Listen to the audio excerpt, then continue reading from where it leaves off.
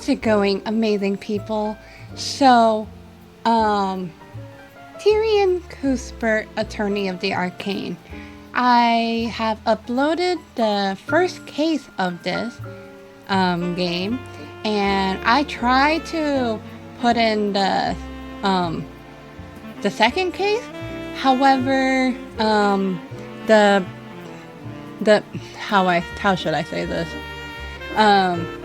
When I was moving, my drive messed up the recording, so there's that, and I stopped playing this game. But because a streamer friend of mine named Tom Scoop is hosting a streamer Olympics in for at the moment, and the week is indie week, and this game is apparently indie, I figure why not return to this for the time being. So if you hear a fan, I'm very sorry. I know I could do filters, but I'm bad at that stuff, and it's hot, so yeah. And also I'm in my PNG mode. I may go weird with my switching emotions and all that. I'm still getting used to that, but yeah, hope you enjoy. Okay, so I started playing this the second time, but I realized my mic was muted, so let's try this again.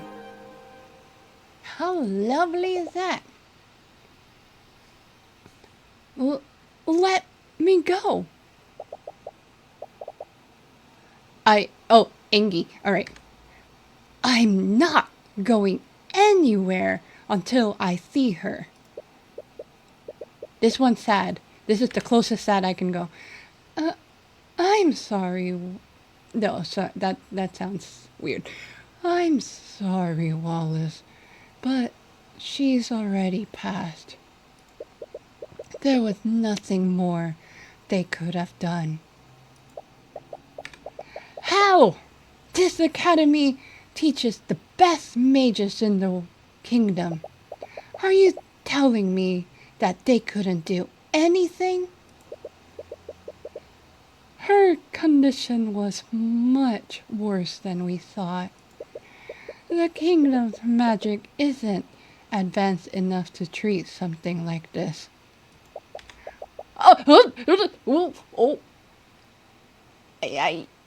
I didn't know that I could press a key that has no face.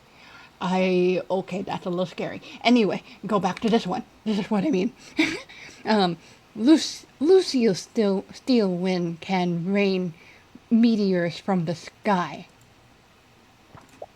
William Frege can teleport entire caravans across the continent. Are you telling me that your mages couldn't cure one disease? I'm sorry. I truly am. Emily. Episode 2. The Walking Dead. Totally not related to that one TV show. I'm sorry, Celeste, but there's no way out of this. Pouty face. Celeste's attention is sharply focused on the chessboard between you two. You can see her eyes quickly dart from piece to piece. Just give me a second. I can still win this. Celeste, there's no way for you to avoid checkmate next turn. Just surrender.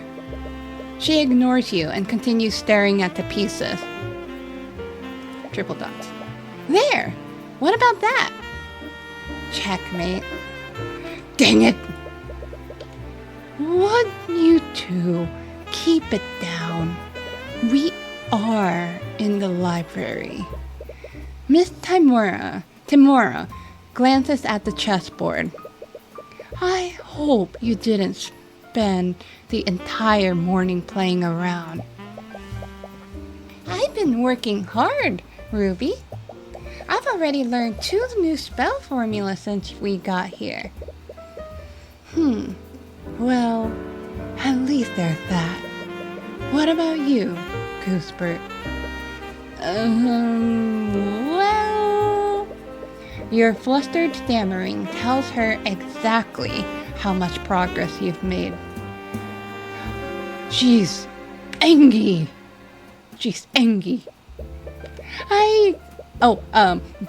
Tyrion is scared, I think. I couldn't find any books about the subject we've been looking into. I'm trying. You spent the entire day combing through the kingdom's imperial library, researching the Eye of Horus. During Celeste's trial, you've awakened to a new ability that you've never used before. Up until then, you thought that the Eye could only see surface level thoughts. But during the moment with Garrick Pierce, the Eye of Horus was empowered and you could see far more than usual.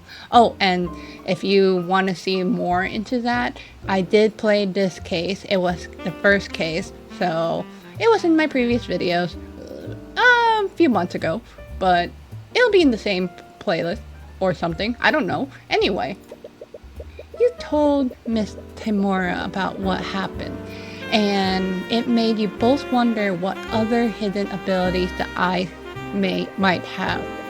You both decided it's time to find out more about the Eye and its origins. This library supposedly held the kingdom's entire knowledge of magic and the arcane arts, but you couldn't find a single mention of any ability like the Eye. Does the kingdom seriously lack knowledge about it? Or do we need to look somewhere else? Are you sure you can't tell me what you're researching? I've traveled around the world.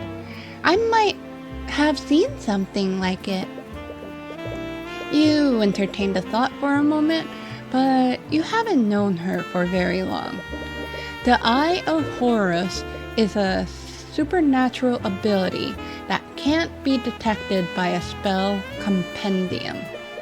You've always been wary about what the kingdom might do to you if they ever found out about it. Sorry, it's not something I can really talk about. Fine. If I had to guess, I would say they are looking into supernatural phenomena. Is this who I think it is? Oh wait. That's the weakest.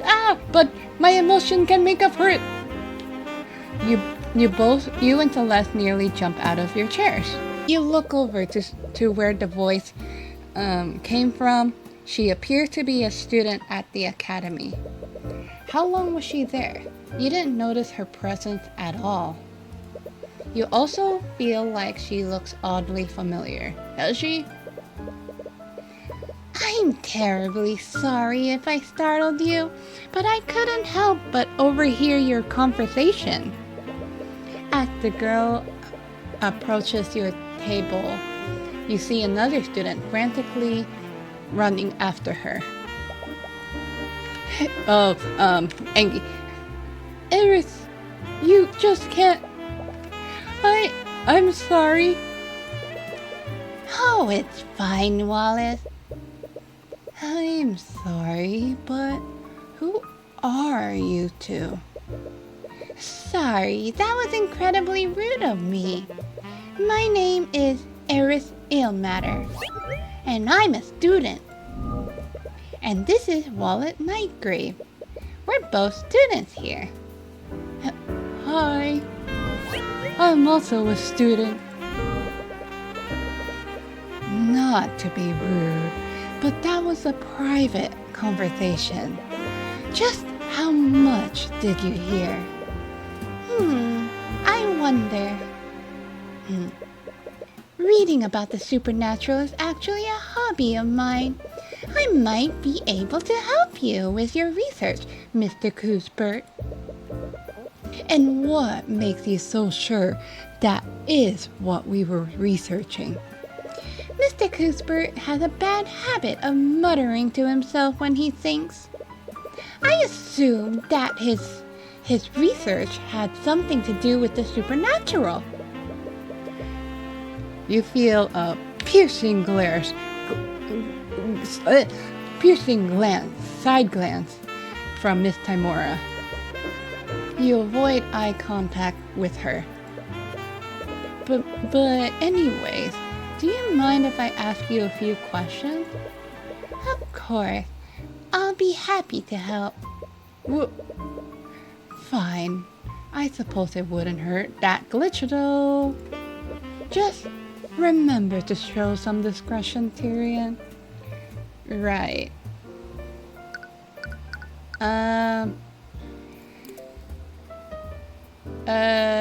This one. The library is full of books for educational purposes. You've been combing through these books all morning. It's a globe of the world. It's amazing how many other nations there are aside from Wyvern Guard. I've been to most of these places. You should come with me next time, Tyrion. That's a nice thought. Maybe you can travel with her when you're less busy. Tables. It's a table for students to sit at. You've been sitting here with Celeste all morning. This one. It's a holy text of some sort. It must be related to the Church of Bahamut. Anything else? There's some sort of notice taped to one of the shelves. Due to constant misuse of the Arcane construct voice system, voice lines can now only be set by Headmaster Redmond. You wonder what it's referring to. I think this one appeared because we have examined everything. So back and we talked to you about Eris and Wallace. So, you two are students at the Imperial Academy. Yes, I'm currently studying illusion magic. Illusion? That's the kind of magic that lets you turn invisible, right? Technically, yes, but a few mages ever reach a level high enough for that. I'm a bit embarrassed to admit that I'm not able to cast invisibility. That's still pretty cool. What about you, Wallace? Wallace has his own unique field of study. He's scared.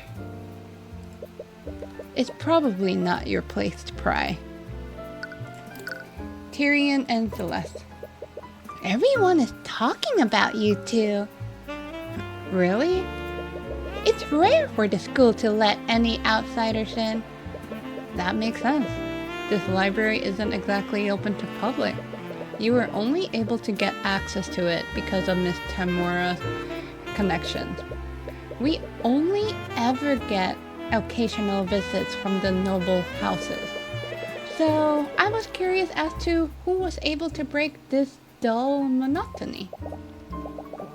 Well, I'm a mercenary, but now I work as Tyrion's bodyguard. Mercenary? I don't know why I gave him that kind of voice when that wasn't clearly the voice earlier. After her trial, it turned out that Celeste was more than capable of affording your services. However, Miss Timora still proposed a different arrangement. After indicting Garrick Pierce, you painted a large target on your back. With Celeste being a mercenary, Miss Timora decided to hire her as your bodyguard. She figured you would feel more comfortable around someone you were already friends with. Anyways, I'm a defense attorney.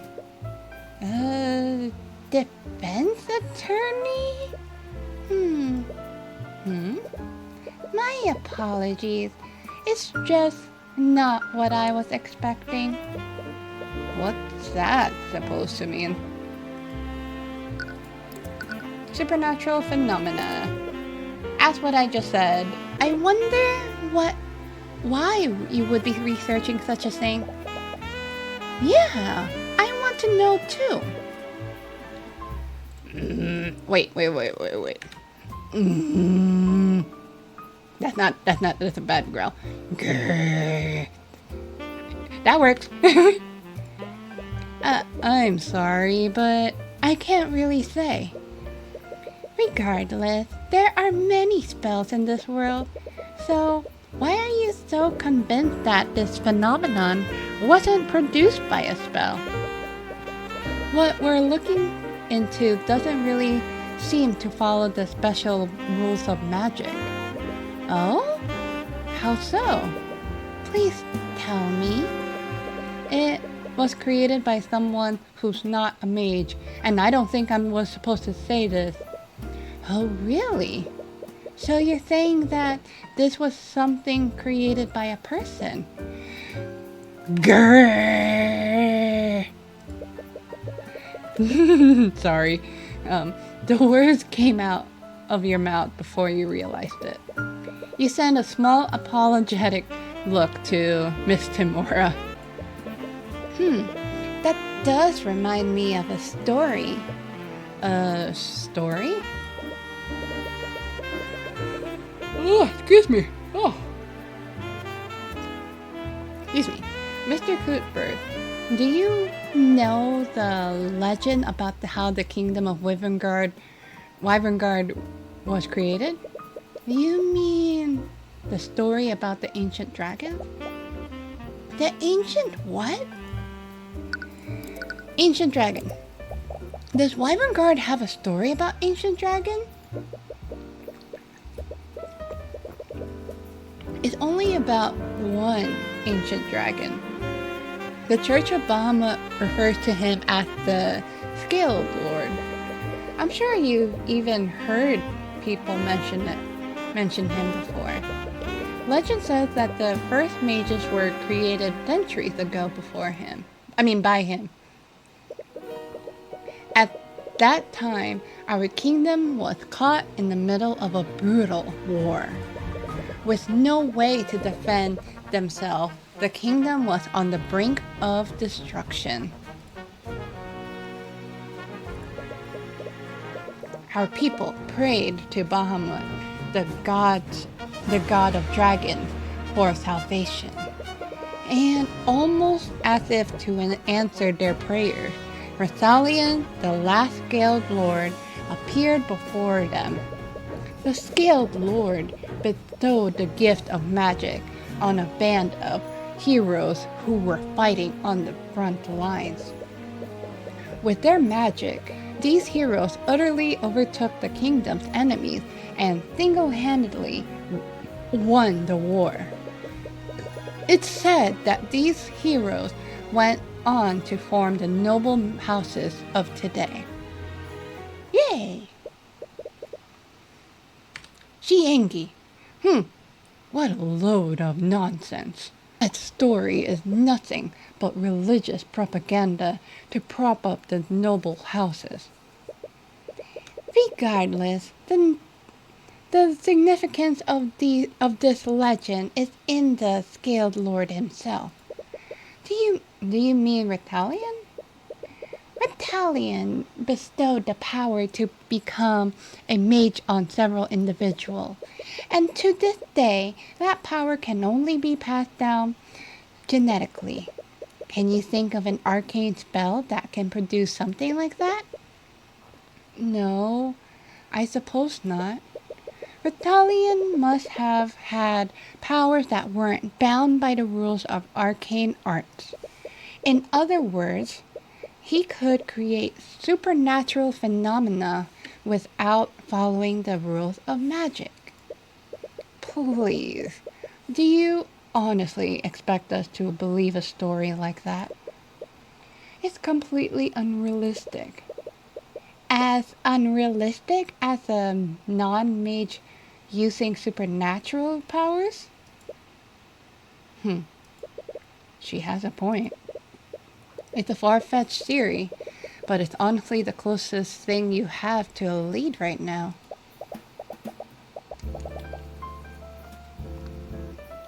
This one sounds angy, so I'm going angy.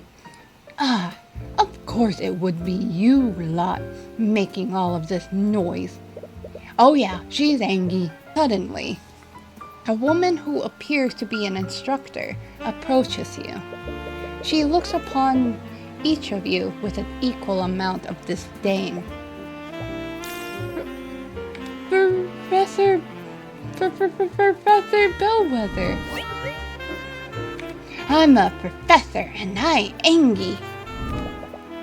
Oh, that is Professor Bellwether to you. But didn't he just call you? I knew letting you rappel into our walls would lead to nothing but trouble. You've even started associating with our malcontent. Sadness. The headmaster gave us express permission to be here. If you have an issue with that, take it up to him.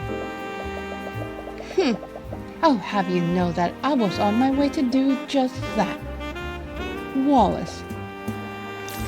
Yes? How am I supposed to understand you when you're stuttering? Yes, Professor Bellwether. Straighten out your uniform and fix that awful hair. You look like a street urchin. But I suppose it's unreasonable to expect anything more. Sadness or angy? Which one?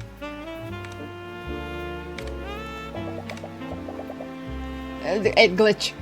I'll be on my way.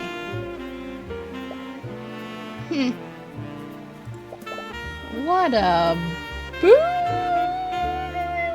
Okay. I don't want to say it. Celeste! Oh, come on. We were all thinking it. Anyways, with that out of the way, shall we begin? Why is she... She's smiling, but she's scared. What? Why do you keep detecting fear from Celeste? Okay, they also said the same thing that I'm saying. Wallace, you finished this week's assignment, haven't you? Wouldn't you mind helping Celeste with her research? I don't know. Now that you mention it, I could really use some help finding a specific spell formula. You know your way around here, right, Wallace? Okay. Don't worry, Miss Timora. I'll be more careful from now on.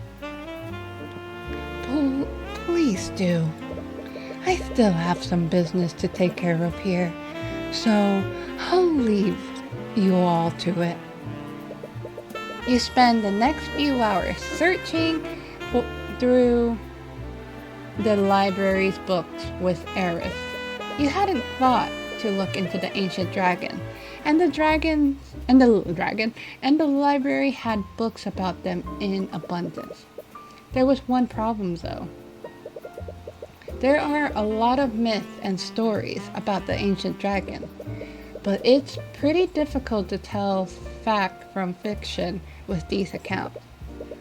It can't be helped. The Church of Bahamut is the dominant religion of our kingdom. We have the bones of dragons displayed in museum, but those bones are the only widely known evidence of the dragon's existence. Except for Ritalian, possibly. I wonder if he's still alive, like you said. I wouldn't be surprised. Despite everything, our kingdom's constitution still includes him in our government. Wait, really? As the savior of our kingdom, he and his kin were given an honorary position on our political hierarchy. The ancient dragon's authority technically rivals that of King Oliver. Wow, I had no idea. How have I never heard of this before? To be honest, that law is just a way to revere him and appease the church. Well, Italian couldn't possibly be any worse than the nobility.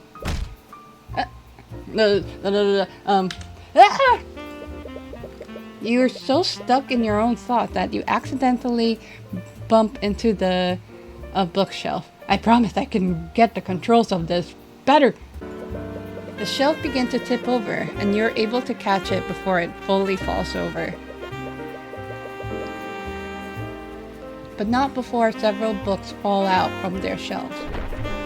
They hit the ground with a cacophony of thuds. Some students glance in your direction. Be quiet! Sorry. Be quiet! Eris begins giggling. She seems amused by what's happening. Hey, are you okay? I hear a loud, whoa. Celeste stares at the pile of fallen books. Psh, what did you do? Forget that. Just help me clean this up. There's no need for that. Construct. I require assistance. Oh, dang. Acknowledge. That sounds horrible. Acknowledge. I don't have voice mod. Lag. What?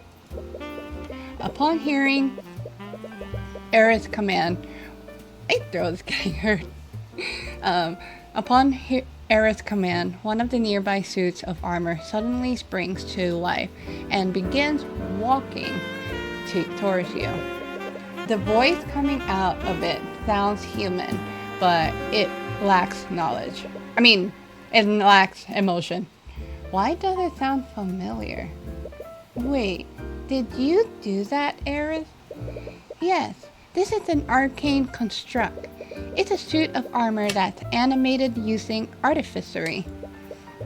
They're designed to carry out various tasks for the students. And we got a clue.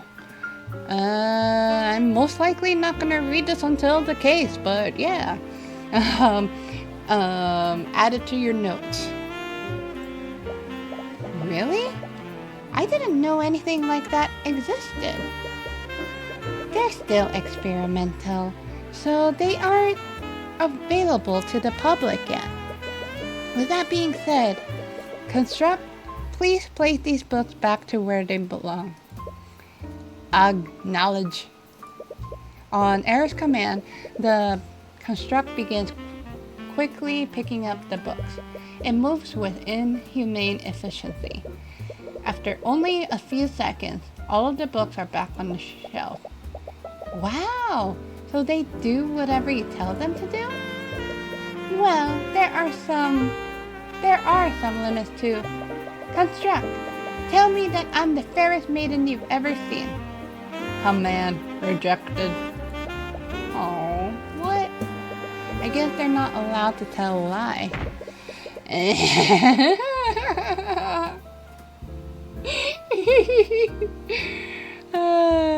You feel a sharp pain in your side as Celeste quickly jabs you and stares at you with an angry face. The Construct voice is just a series of pre-recorded messages. Oh my gosh, I'm sorry. I'm not sure if you... Oh, excuse me. Alright. You've noticed, but it uses the voice of Professor Bellwether. Unfortunately, you can't make them say anything other than what's recorded. Only the headmaster can change those settings.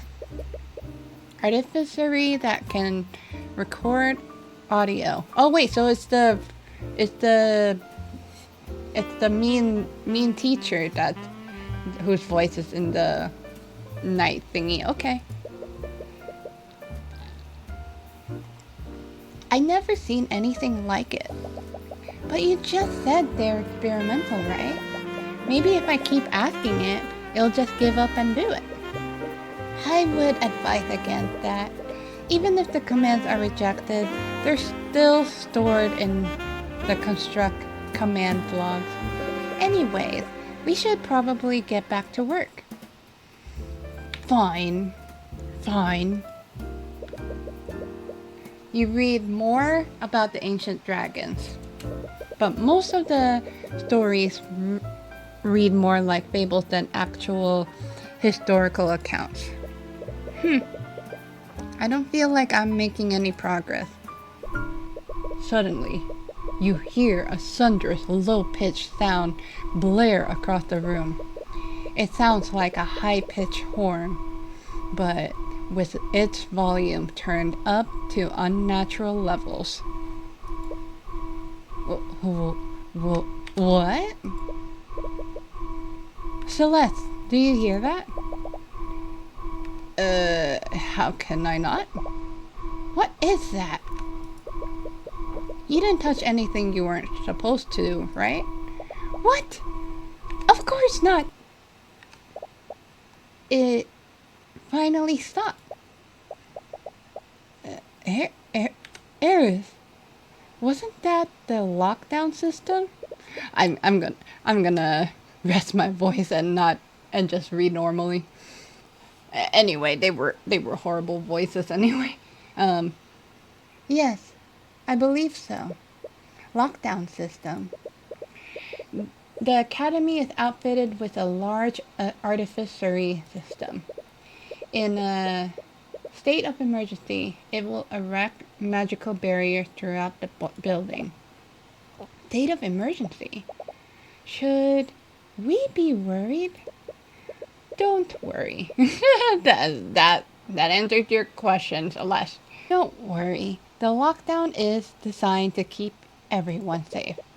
We're safe as long as the barriers are up. But Miss Timura, she said she was going to do something on campus. I'm terribly sorry. You suddenly hear a disembodied voice echo through the library. It sounds like it's being projected magically.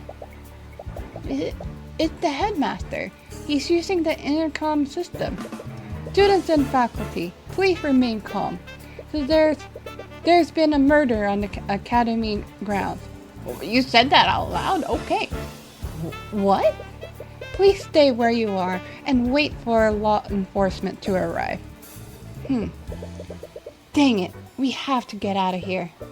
I'm afraid that's not possible. The lockdown system protects and locks each room. We can't leave this room until it's deactivated.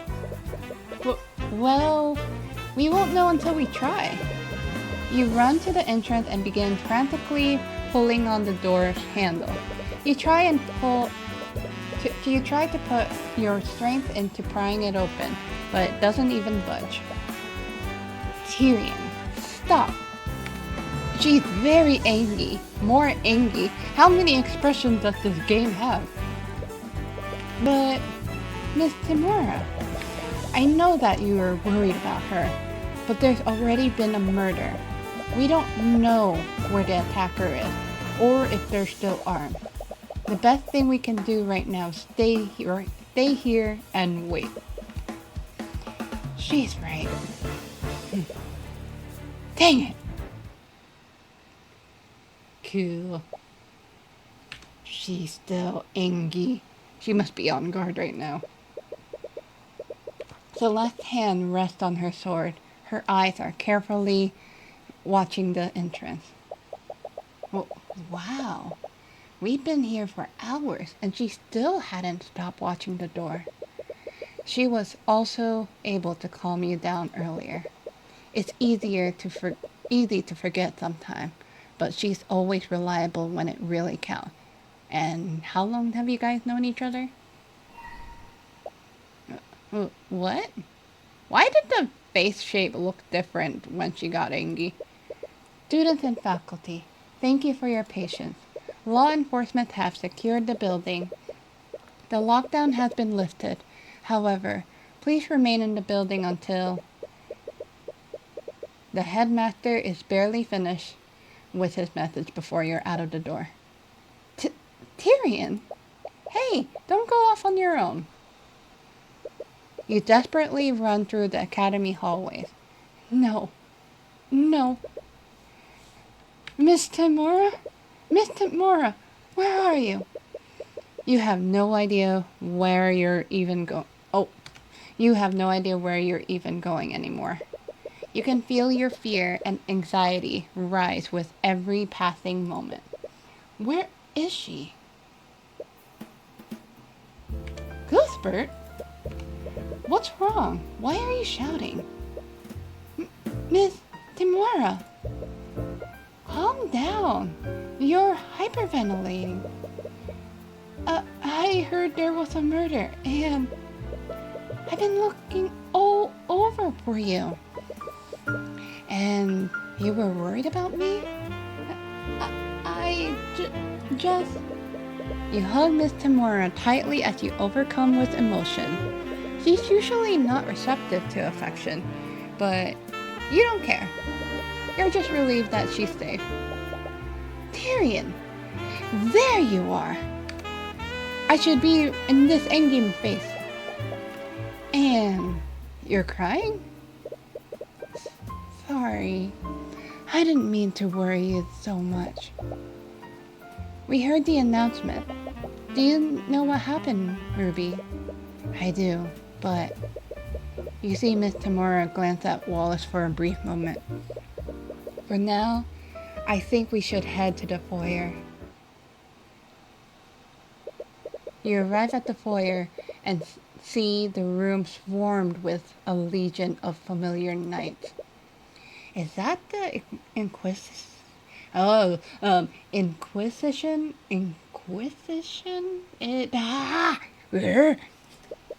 Don't tell me. The headmasters mentioned there was a murder on the campus. Someone used magic. Dun dun dun! There you go! Dun dun dun! There you go! See? Told you! Hey! Wait, my voice is all weird, so I don't wanna make... Hey! You dare! Okay, that hurt my voice. Never mind. Normal voice. As you enter the foyer, Commander White notices you and begins marching in your direction. But his attention isn't focused on you. Huh? Are you Wallace Nightgrave? Yes?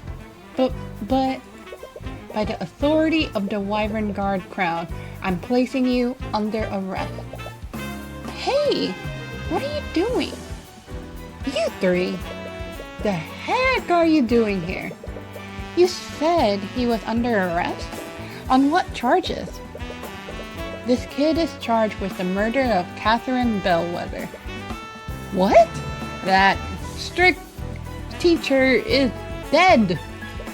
Wasn't that the professor you met in the library earlier? Like heck you're arresting him. He was with us in the library for the entire morning. There's no way he could have murdered her. Move aside, Celeste. But... Miss Timora's right. If Wallace is a suspect, we can't stop the Inquisition from arresting him. No. Don't worry, Wallace. We'll get to the bottom of what happened. Without a word, Wallace allows the Inquisition to drag him away. I feel like I'm saying that wrong. My apologies. I'm going to go and check on him. This is terrible. I still don't understand. Why would they suspect Wallace of all people? I'm not sure myself. Unlike most magical homicides, this school is filled with plenty of mages. There has to be a long list of suspects. Isn't there anything we can do? I'm going to investigate what happened. Cuthbert. Yes? He hasn't accepted you as his attorney yet. You don't even know if you'll be working this case. But I know that he's innocent. I just can't sit here and do nothing. Well, I clearly can't stop you. But please remember that being an attorney is your job. It's not charity work. Don't come crying to me if you run out of gold. Right. Anyway, I still have some business to take care of in the city. Will you two be okay handling this? Yes, we'll take care of this. Good. I'll leave everything to you then. Alright, let's go, Celeste. Right. Would you like to save progress? Yes. I'm saving it over here. Yes. And then let's just delete all this because I'm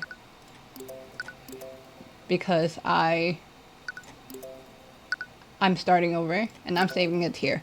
Double the trouble. It's been a few hours since Wallace was arrested. You and Celeste were with him during the lockdown, so the Inquisition had to take your statement. But the more they questioned you, the more you could tell that they had doubts about your testimony. You'll need to do more if you want to establish an alibi for Wallace. That took longer than I expected. We've already lost a lot of time talking to the Inquisition. But we should be free to roam around now. Where should we go first? The crime scene sounds like a good start. We still need to figure out what actually happened. Ruby said that the body was found in Lecture Hall 2B. It's in the west wing of the school. Alright, that seems like a good place to start. Okay, so... examine. It's a statue. There's some writing on the platform it's on. Gillian Chemnitz, the inventor of early artificery. So this guy is the one who invented it.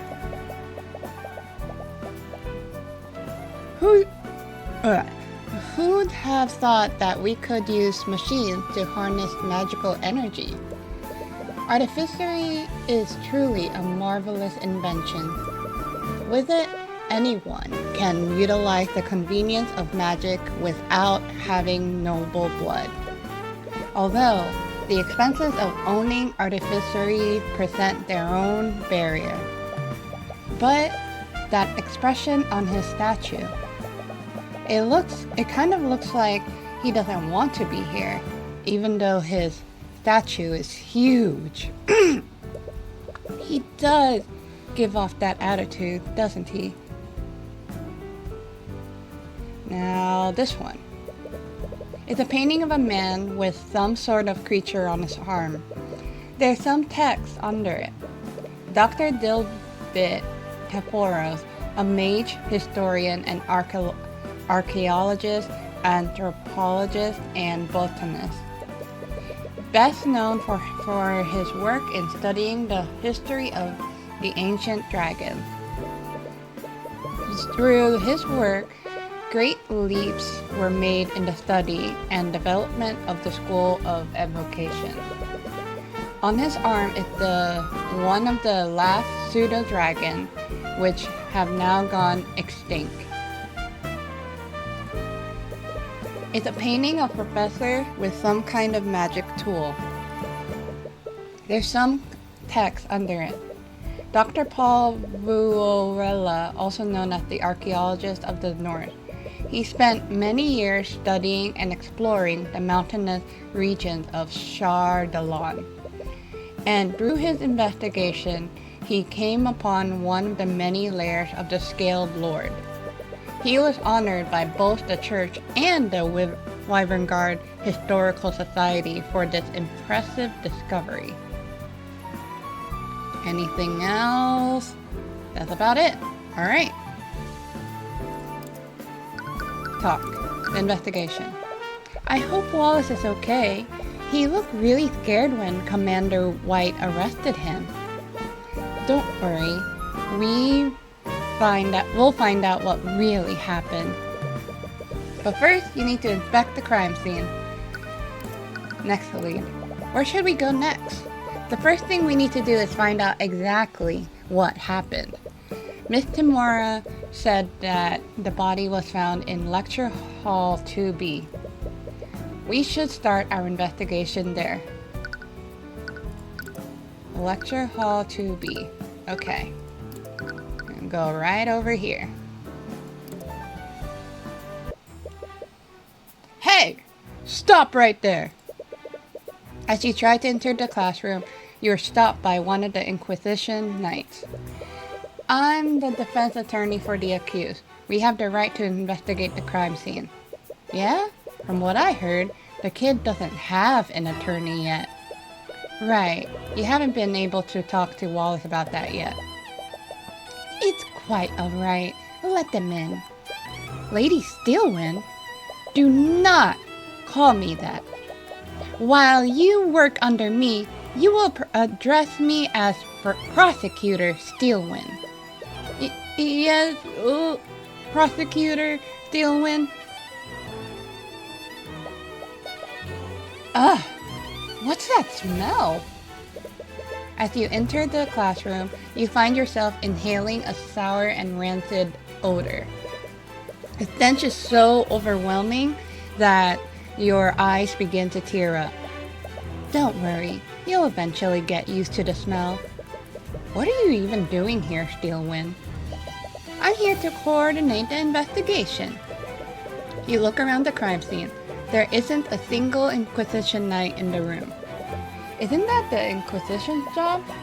Due to the circumstances, I decided to handle this case personally. Well, since we got you here, could we ask you some questions about what happened?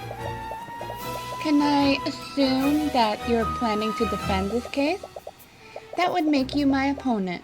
What do I have to gain from helping you? Right. However, I would be willing to answer your questions, but only if you answer some of mine first. Some of mine as well. Okay? What could she possibly want to ask you? Question for us. Miss McCoy, it's my understanding that you were adopted. This is so not related. Would you happen to know who your birth parents are? Hey, isn't that too personal of a question? You agreed to my question, didn't you? But, I didn't think you meant... It's fine, Tyrion. I'm fine with answering if it helps Wallace. I don't know who my birth parents are. I never tried looking for them. I see. If I recall correctly, your spell compendium only contained one spell. Considering your upbringing, how did you learn Mage Blade in the first place? I bought a scroll from a merchant a few years ago. It had Mage Blade spell formula on it. But I know more than one spell now. I actually just learned a few new spells today. I'm sorry, spells?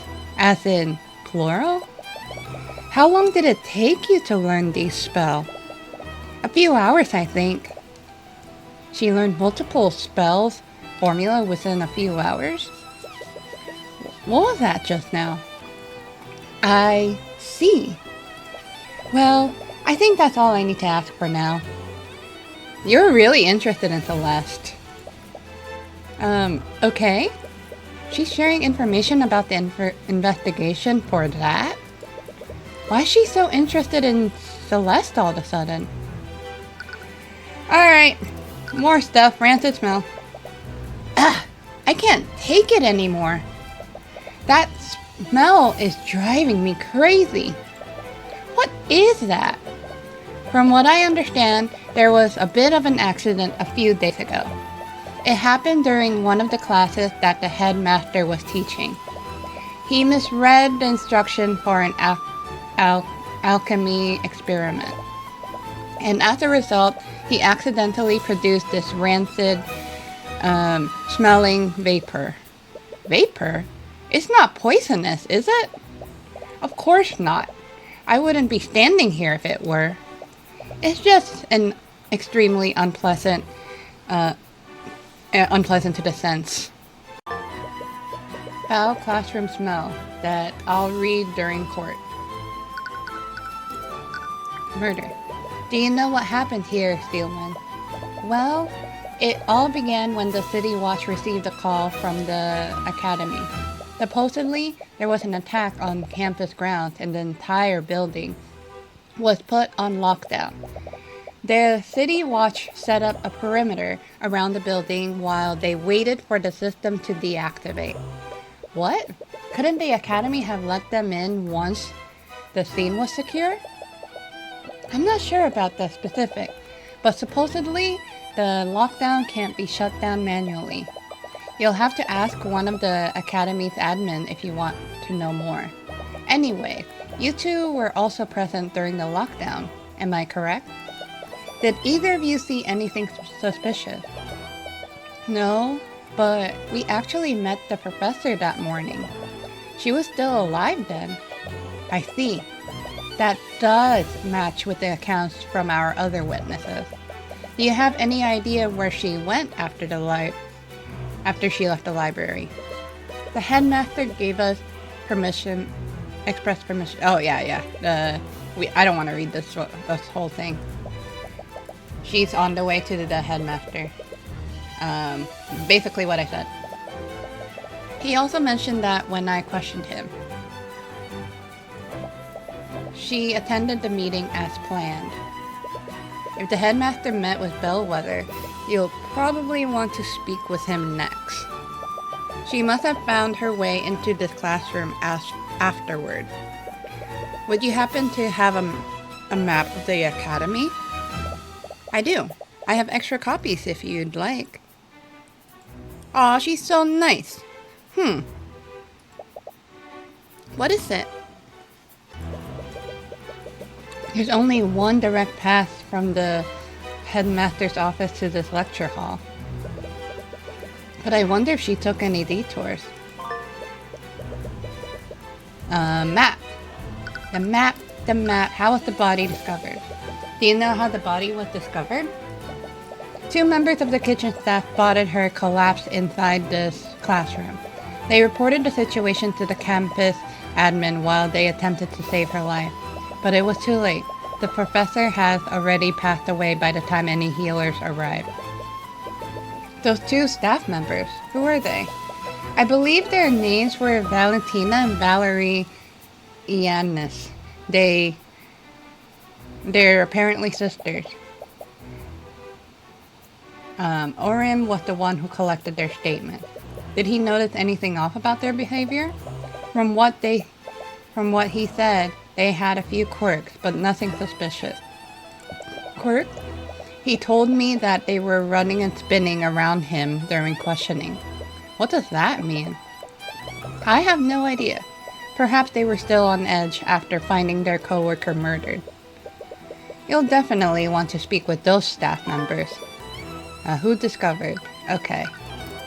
Why is Wallace a suspect? We've already told the Inquisition this, but Wallace was with us the entire time. He couldn't have committed this murder. Yeah, he has a perfect alibi. Strong, maybe, but his alibi is far from perfect. Miss McCoy herself told us that. There was a small time period where she wasn't with him. What? Right. It was when I came to check on you after you knocked over that shelf. I got a little lost on my way back to Wallace. But still, we only lost each other for a few minutes. Then that may be. But unless his alibi is airtight, the evidence in this room proves that it was him. What do you mean? It will be easier to explain once you examine it yourself. That it? Okay, so examine. Oh, Tyrion, I almost forgot. Since this is our first official case together, I wanted to show you something that I learned. Okay, what is it? Arcanum. What was that? That is the incantation for the Detect Magic D&D spell. Detect Magic? Wait, does that mean... Yep, we can see magical traces while we're examining crime scenes now. Cool. Let's do this first. I can't believe the professor's dead. We just saw her this morning. There's a chalk outline around where her body was. It appears that most of this blood came from her abdomen. Is that where the fatal wound was? There's a lot of blood in this puddle, but there's no trail leading to it. And there aren't any magical traces anywhere else in this room. I doubt the murderer used magic to clean it. Does that mean that the murderer attacked her in this room? Maybe, but it's hard to say for certain. A note. This must be where the students sit during lectures. I can imagine sitting in one place all day. Have you never attended a school before? Nope. We never had a proper school in Cornhaven. I mainly got my education from books that my parents bought from traveling merchants. What about you? I used to attend public school in my hometown, but after Miss Timura adopted me, she handled my education personally. And I think she had a rough answer for that question. And now this one. It's a painting of some sort of musician. There's some text written below it. Dr. Nicholas Gosu, inventor of the Arcane engine. His work revolutionized trade and travel across the seas. He was well known for not discriminating between the common folk and the nobility, judging his assistants based purely on their merit. When he wasn't conducting research with the Imperial Academy, he was known to compose symphonies for the king in his free time. Looks like he was a man of many talents. Books. Oh, they have books here, too. They appear to be textbooks about alchemy. Aw, lame. That about it. Alright, detect magic. Arcanum. What? What's wrong? There's a trace of necromancy on the body. Necromancy? Isn't necromancy the type of magic that creates undead? She's not just going to get up and walk away, right? We're honestly not sure. That's part of the reason why I stationed myself here. But what does that have to do with Wallace? Oh, you didn't know? Wallace Nightgrave is a necromancer. He's a what? We believe that he drained her life force completely using a necromancy spell. That's why there are no visible wounds. Here's the autopsy report. It will tell you everything that you need to know. Autopsy. But in the modern day, even the Inquisition doesn't commonly deal with necromancy. They're all on edge about what other spells he might have used. So, I'm here to make sure that nothing unholy happens to the body. You can't believe it. You've heard stories of necromancers before. But why would Wallace be studying something like that? But even if Wallace is a necromancer, aren't there plenty of other mages who can cast necromancy spells? This is the Academy for our mages after all. No, there are no laws against it, but the knowledge required to learn necromancy is heavily controlled. No one in their right mind would dare teach necromancy beyond basic healing magic. Frankly, I'm surprised even one student at this school was allowed to learn it. I can see why, but because of this specific piece of evidence, we know that he's the murderer. But it's still too convenient. Even she knows. That's the first time you've seen a thought from Steelwind. Not really, we saw it on the other one. Normally you can only see thoughts from people who are stressed or excited. You doubt that Miss Steelwind is excited, so is something causing her to be stressed? Is there something you're not telling us, Steelwind? Because something tells me that this case isn't as straightforward as you claim it. If you truly believe that, then why don't you prove it? The eye can't see any more thoughts from her. She must be subconsciously guarding her mind now. But she's clearly hiding something. And how about this? There's a trace of illusion magic next to the body. We believe that the suspect donned an illusory disguise immediately after murdering the victim. Using his disguise, he discreetly made his way back to the library unnoticed. Assuming that Wallace isn't the murderer, the real killer must have used a similar disguise, which means that no one would have seen them leave this classroom. It'll be harder to find any witnesses that saw the perpetrator. I think that's it. Yeah.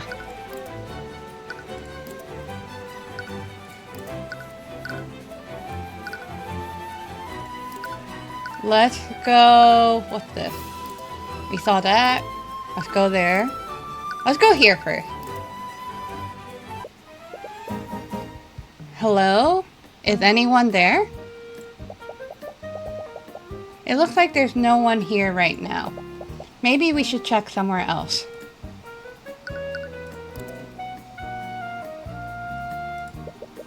They must serve the student meals on this plate. It's a shame that they had to close the kitchen due to the investigation. There's a large sack of produce in the corner. There's some wine here too. That must be for the professor. The music is so nice and cute. It's a set of pots for cooking soups and the like. Okay.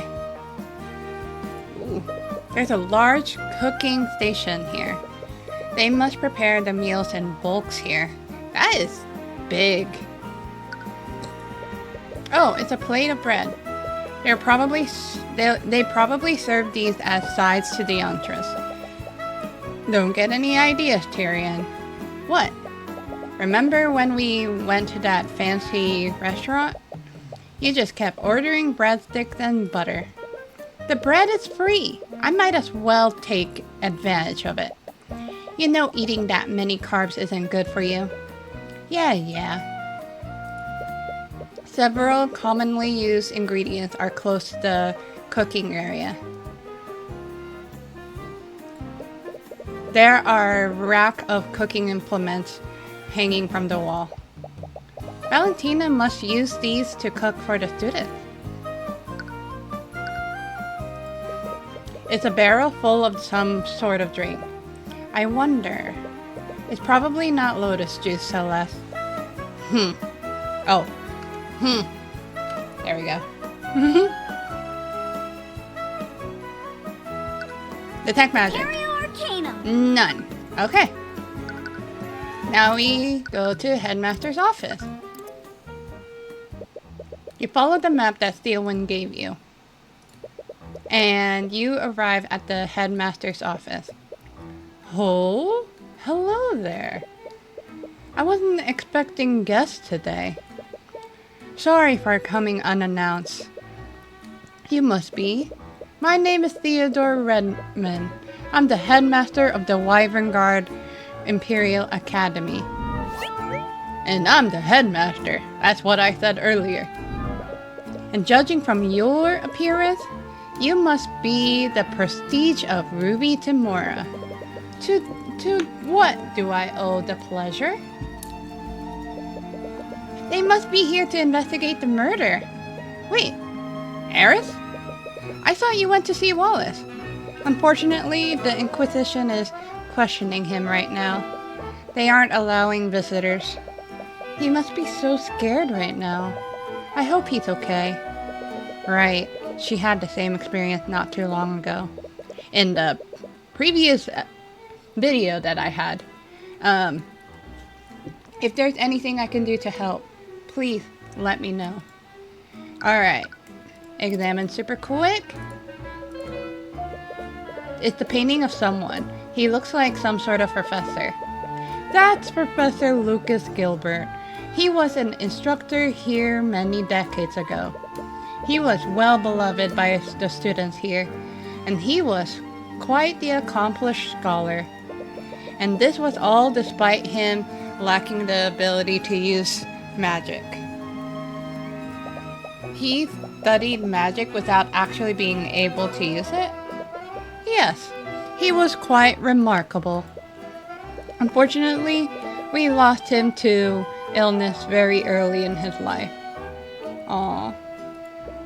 There's a fireplace with some burning wood. It looks pretty cozy. There's a window with a view of garden. The headmaster had a nice view from up there. It's a painting of a mage, but he doesn't quite look like a noble. Oh, that's Jason Steelwind, one of the chosen mage of the Scale Lord. Wait, Steelwind? As in... Yes, he's the earliest recorded ancestor of House Steelwind. Legends say that the Scaled Lord bestowed his power upon him and his allies to create the first mages. Wow, it's hard to even tell that he and the prosecutor belong to the same bloodline. As with all the noble houses, the House Steelwind has quite humble beginnings. If only they remember where they came from. Oh, it's a small table for guests. Is that wine? No, actually, it's just apple juice. Most of the guests are students after all. Anything else? Reparia Arcanum. Reparia Arcanum. Nothing. Okay. Now we talk. The murder. This is terrible. To think that one of my prized students would be accused of murder. We heard your voice on the intercom when the lockdown happened. Are you the one who triggered it? Yes, I activated it when I received a call from one of the staff. They reported that Professor Bellwether has been attacked. His actions. How does the lockdown system work? It's an artificery network that covers the entire academy. In the event of emergency, I can activate it using this stone. The headmaster pulls out a glowing stone from his desk. You can hear the hum of magical energy emanating from it. Once activated, the system creates magical barriers throughout the building. It's designed to contain and protect each room in the building. Could a powerful mage reach any of these barriers? I doubt it. The barriers can withstand a great amount of force. They even block mages from teleporting through them. And once activated, even I can't turn it off for an hour. The system, that lockdown system. Wallace Nightgrave. What can you tell us about Wallace? Earlier you said that he's one of your prized students. Oh, he's sad. I just need to understand. Why did the prosecutor say that he was a necromancer? Because technically, he is one. What? Well, why would he study something like that? Necromancy is probably one of the most dangerous and most scrutinized schools of magic. Its image has been long tainted by stories of dark wizards raising armies of the undead. However, it doesn't just control the forces of death, it also controls the forces of life. Forces of life? The truth is that healing magic is also classified as necromancy. Most healers don't care to admit it because of the stigma it has. But that's why Wallace is studying it. He wants to become a doctor. But there are plenty of mages who know healing magic. Why is Wallace being singled out? For years, he's been studying necromancy beyond basic healing magic. He believes that high-level necromancy could revolutionize modern medicine. Unfortunately, many among the faculty don't see it that way. Wallace doesn't hail from a noble house. He's a mage that was born among the common folk. He's like me. Many of the faculty fears that he'll use his knowledge to raise an armies of the undead, just like the necromancer of the old. The Imperial Academy isn't even permitted to teach it to students beyond basic healing magic. Then why did you allow him to study it? After everything that has happened to him, I made an exception. Everything that has happened to him? I'm not at liberty to say more. You'll have to ask him if you wish to know more. Wallace Spell Compendium. If you plan on defending Wallace, you'll need his spell compendium. Am I correct? Yes, having a client's compendium is instrumental to acquitting them. You may find that a bit difficult. You see, after a certain incident, he destroyed his compendium. What? Why would he do that? Doesn't he need that to use magic? A spell compendium is a device mages use to keep track of what spells they can cast. It's really convenient for remembering the formulas and incantation of your spells, but it's not actually required to use magic. I thought of destroying mine a long time ago, but they're really expensive. Luckily, I have an unattuned spell compendium right here. I'll be more than happy to give it to you if it helps Wallace. Thanks! Wallace just needs to maintain physical contact with it for 10 minutes. After that, the compendium will attune to his magic. Just make sure you don't let another mage like Celeste hold it. Once it attunes to a mage, no one else can use it. Unattuned spell compendium. Wait, but then how did, that glitch? Wonderful. I hope you can persuade Wallace to attune to it. Catherine Bellwether. What can you tell me about Catherine Bellwether? Ooh, he no like. Wow, that was a whole mess of emotion. She was rather unpleasant to work with. Can you think of any enemies she might have had? You might as well list everyone who attended this school. Ares. It's best to be blunt with these sort of things. As you saw this morning, she had a pretty abrasive attitude towards the students.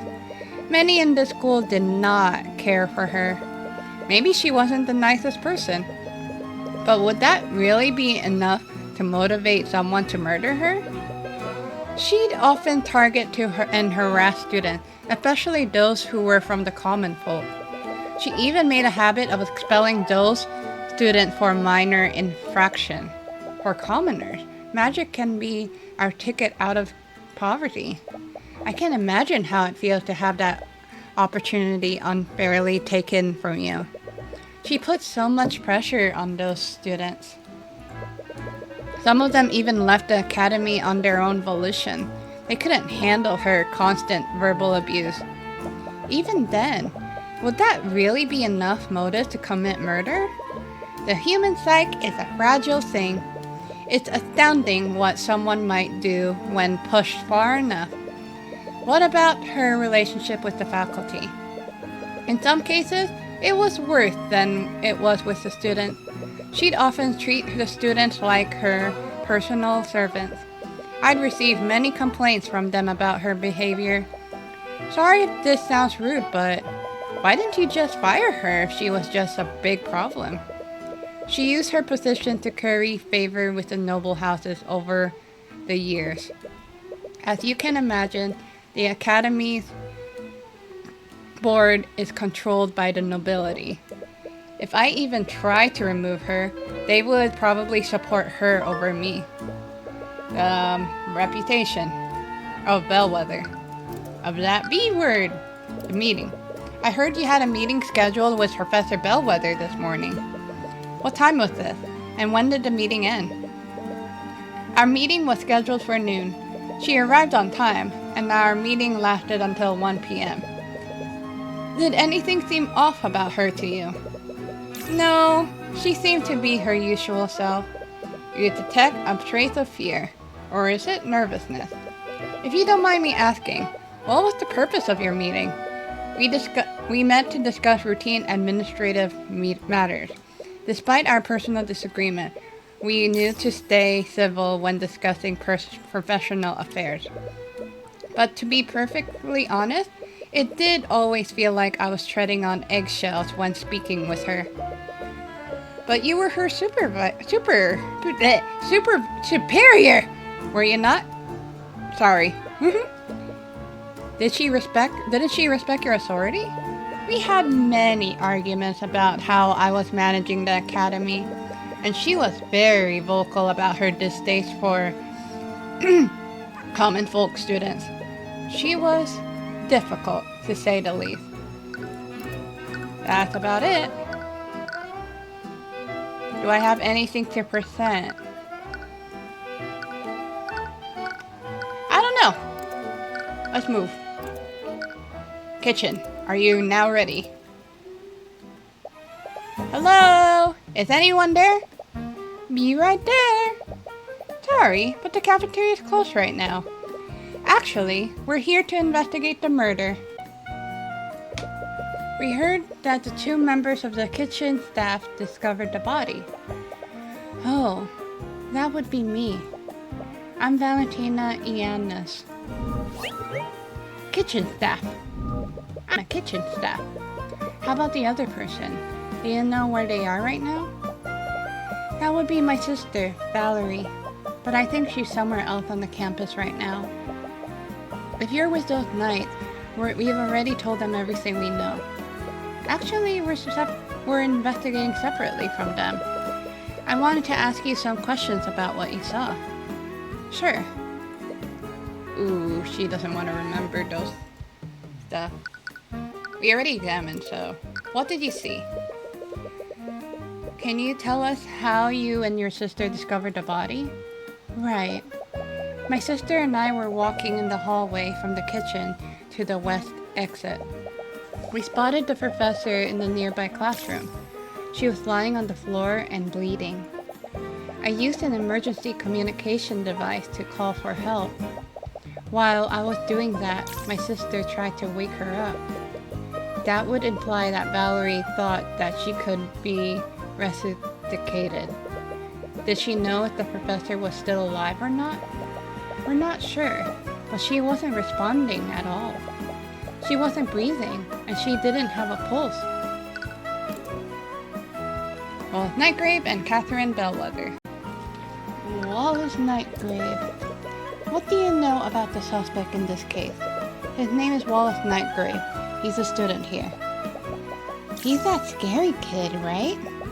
That one that raises undead? Those are just rumors. He would never do something like that. But he studies necromancy, right? Have you ever actually met him?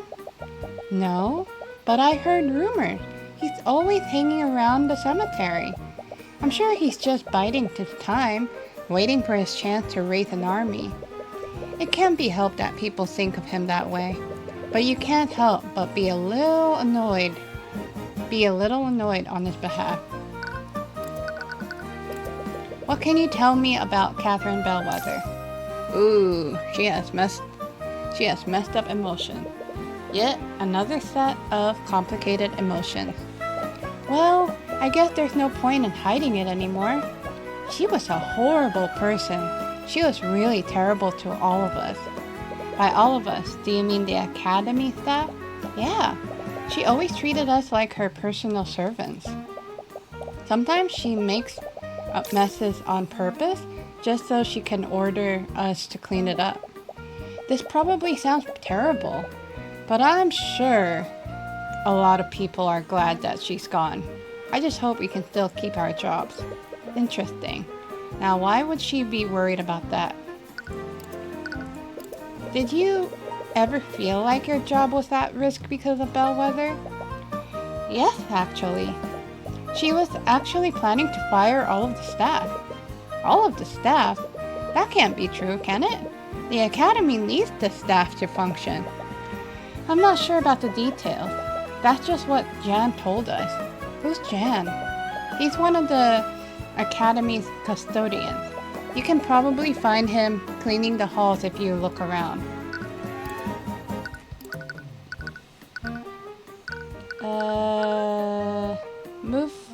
Move for now, I guess. Hallway? I guess? I don't know. Oh. Wait, I just saw it. There you go. It's the entrance to the lecture hall. The door says that it's lecture hall 2D. 2F. 2H. Oh. It's a door that leads into some kind of storage closet. There doesn't seem to be anything of note inside. Detect? Arcanum. Nope. What am I missing? Huh?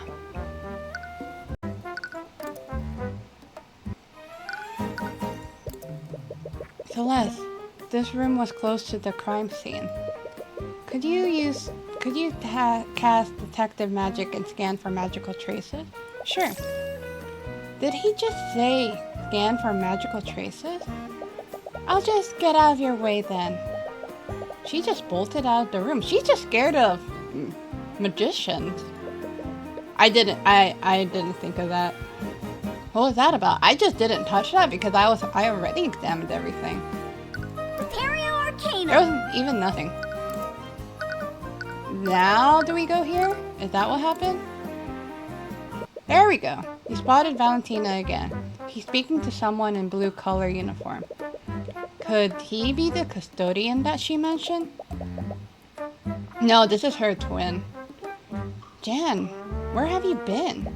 You still haven't fixed the plumbing in the kitchen sink. Someone just died. Can't we take the day off for once? You're causing trouble for me and Valentina. Please be reasonable. Wait, why is Valentina suddenly speaking in the third person? Oh? Hello? Valentina? Oh, my apologies. I can see why you're confused. I'm not Valentina. I'm her sister, Valerie. Valerie. And I'm the kitchen staff, and I look more, reserved. Are you trying to trick us or something? You look exactly the same. You remember reading about something like this before. You two are identical twins, aren't you? You're both genetically identical to each other. Yes, we are. Wait, this means that she was the one who discovered the body alongside Valentina. Since we have you here, do you mind if I ask you some questions about what had happened?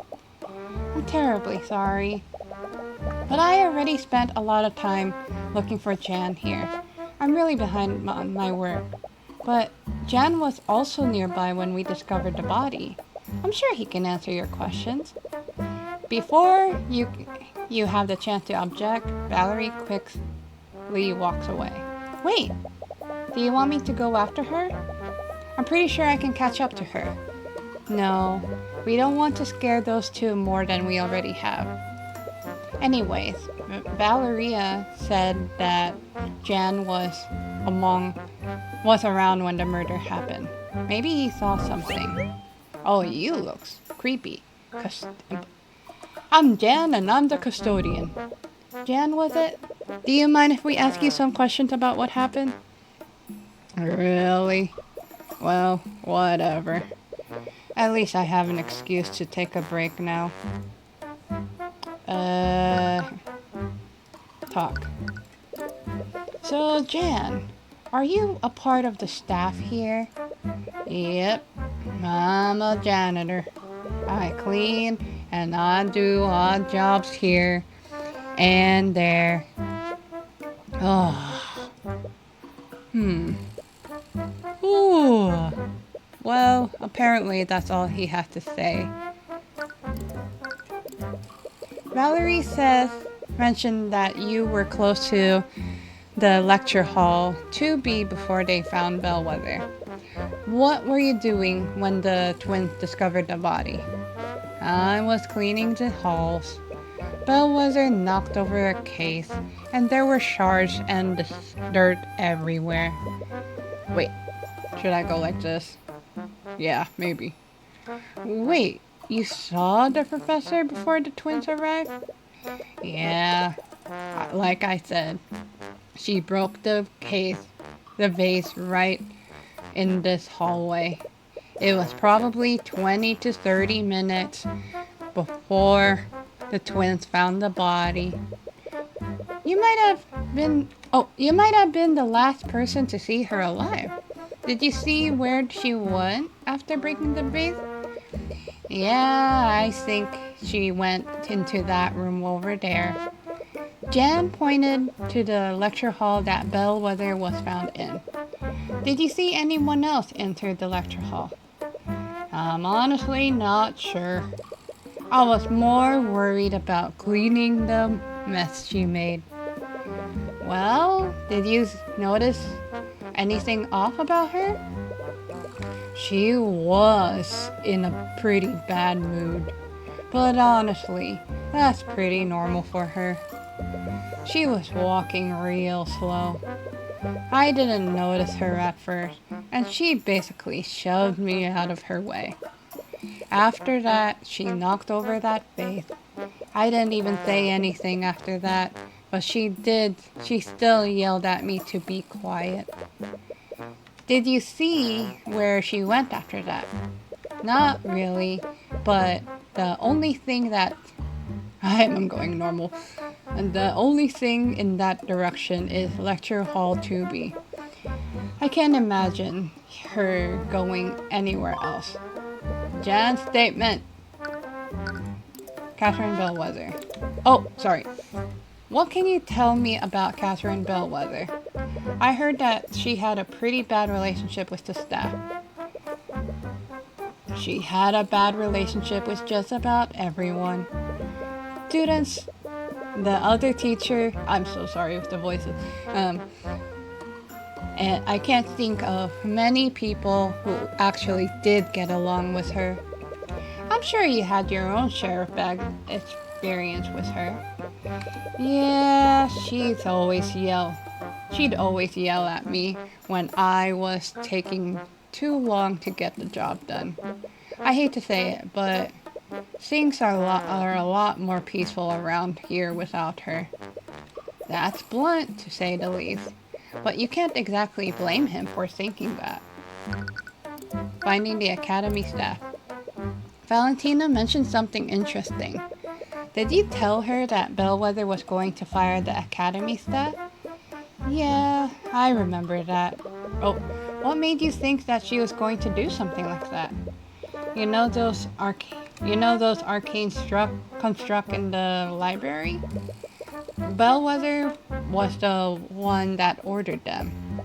Oh yeah, they're so cool. Well, a few weeks ago, I overheard a meeting she had with the headmaster. From what I heard, she was planning to order more construct and entirely replace the staff. Oh. Well, I'm sure the headmaster rejected her proposal. I don't know. From the way she was talking, it sounded like he didn't have a say in the matter. But only the headmaster would have the authority to fire the staff. Why would she be that confident? Don't know. All I know is that she hated having common folk in the school, even amongst the staff. She was really miffed that he was hiring common folk from the community center. Bellwether is a B word. That's basically what this note means.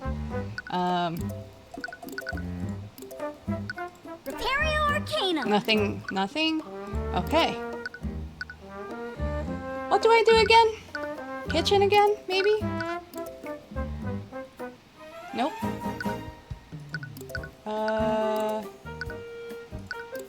Nope. Maybe this? No, this. Maybe?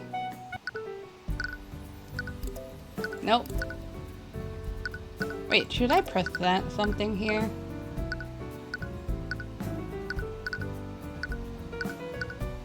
What do I do? I guess I should try this, I guess. I don't know. It's over. My life is over. Wallace? Hey, who are you? What do you want? Wallace, it's Celeste and Tyrion from the library, remember? Oh, right. How are you doing? Apparently not well. Please, tell me you're going to get me out of here. I keep telling them that I didn't do it, but they still won't let me go. I'm sorry, Wallace, but they found traces of necromancy magic on the body. And because of that, they're going to push your case to trial. What? Are they gonna... something... I forgot. This can't be happening. I can feel these walls closing in. I can't breathe. Please, calm down. We know that you're innocent. With that said, would you let me present you in court? Oh, right. You said you were a lawyer. But I don't really have money to pay you with. Don't worry about that. For now, let's just focus on getting you acquitted. What? Do they seriously want to help me? No, they want something from me. But, well, I guess it doesn't matter anyway. It's not like I have anything else to lose. That's not exactly the reaction you were expecting, but at least he's cooperating. Okay, alibi. I don't understand. I was with you in the library the entire time. But why did they think I'm the murderer? It makes no sense, unless... You told the Inquisition, right? Did you tell them that I'm innocent? Did they frame me? We did, but as we said before, there were traces of necromancy on the body. And with the state of the body, they believe that she was murdered with a necromancy spell. Whew. Apparently, that makes you their prime suspect. I see. Spell Compendium. Wallace, we heard about the type of magic that you're studying. Don't worry. The headmaster explained it to us already. You just want to use necromancy to become a doctor, right? I understand that you have reservations about talking about your magic, but in order to build a case for you, I need your spell compendium. I don't have one. I know. Eris already told us about that. That's why she gave us a blank one for you to attune to. Do I have to? It's your life on the line, and we need all the information we can get to help you. Sorry. You're right. I'll attune to it. We got his spell compendium. And one of them is prestidigitation. That word. Mend wounds is another one. Illusory disguise. Oh snap, he does have that. Freaking D&D format. And revive. Animate corpse. Oh, that's gonna get used against him. Necrotic blight. Yeah, it's a lot! You understood the reason why he's studying this type of magic. But the spells in his compendium are still pretty gruesome. It's a little terrifying that spells like this even exist. Sorry, I know I was being difficult. A long time ago, I showed my compendium to someone I trusted. After she saw my necromancy spell, she told everyone in the academy. That's also when Professor Bellwether starts coming after me. I'm sorry. That must have been hard for you. But at least you had Eris. Yeah, I did. Wallace and Eris. How did you and Eris become friends anyway? Why are we scared? Another hint of fear from her. Are her fears related to Eris? Oh, it's a bit of a strange story. Sometimes the other students would steal the ID number off of my locker. Then they switch it to one with the one on another locker. They thought it was funny whenever the owner got angry with me. Eris had a bit of a reputation around our school. I'm not sure why, but everyone was scared of her, even the students from the nobility. It was probably due to some baseless rumor. One day, someone switched my nameplate with hers. I was so scared when she approached to me. I couldn't even say anything. But she didn't get angry like the others. She just apologized and gave me back my nameplate. After that, she randomly started talking to me whenever she saw me. We became friends after that. That's nice. It's a good thing he was able to find a friend in a place like that. Necromancy. So, I have to ask, if it's caused you so much trouble, why are you still studying necromancy? I want to use it to become a doctor. The headmaster told us the same thing. But you could have just stopped after learning the healing spell. Why are you learning the spells that can steal people's life force and raise undead? Life and death are two sides of the same coin. That's the key principle behind necromancy. The first undead was actually a failed attempt to resurrect a human using magic. Wow, I never knew that. Right now, basic necromancy can only heal injuries and wounds, but it can't do anything for diseases or deformities. If I could just keep studying, I know that I can create a new type of necromancy, one that can cure diseases and save lives. He specifically wants to cure diseases. Did something happen to him to motivate him that much? Catherine Bellwether. I think I can already guess the answer to this question. But how was your relationship with Catherine Bellwether? It's exactly what you'd expect. After word got out about what I was studying, Professor Bellwether would always target me. She'd start yelling at me for the smallest mistakes. She'd do that to some of the other students too, and she'd focus on the ones that were poor like me. That's terrible. I'd wake up each day dreading the possibility that she'd notice me in the hallways. I knew how to avoid her and stay out of her way, but sometimes she'd just come looking for me. I can't believe that after everything she did, she's just gone. You must have mixed emotions about what happened. I honestly don't know don't know how I feel about it. Stop calling me. To be honest, I always wish she would just disappear, but she's sad. But now that it finally happened, I just feel even more afraid. I feel like she's going to come back from the grave to haunt me.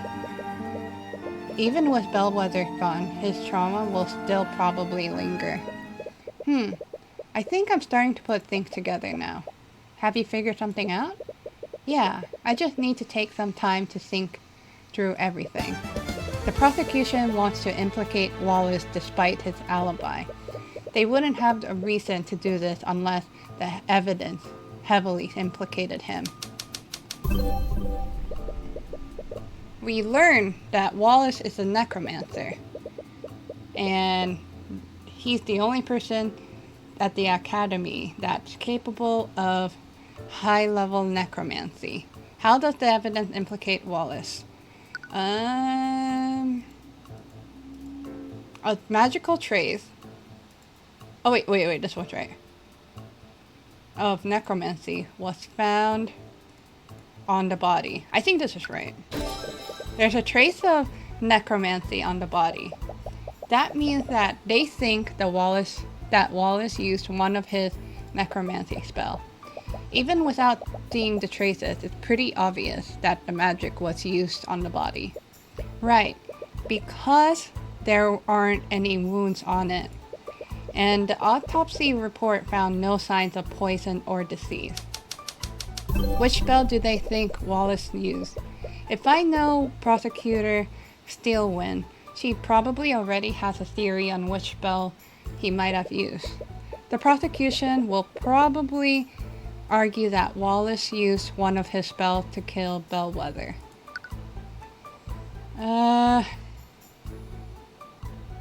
Which one was it again? Not animate corpse. I think this one. This one sounds okay.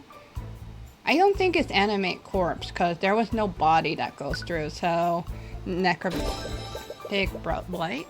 They will probably say he used necrotic blight. That makes sense. Necrotic blight would have drained the life force from her body, yeah. There is a pool of blood, whether clues of the body, bloodstain thing. But that's where the contradiction lies. Let's suppose that Wallace did kill Bellwether using necrotic blight. There's something at the crime scene that wouldn't be there if that were true. What is wrong with the crime scene? Bellwether's Lecture 2B? The Academy? I would say that. Nuh-uh.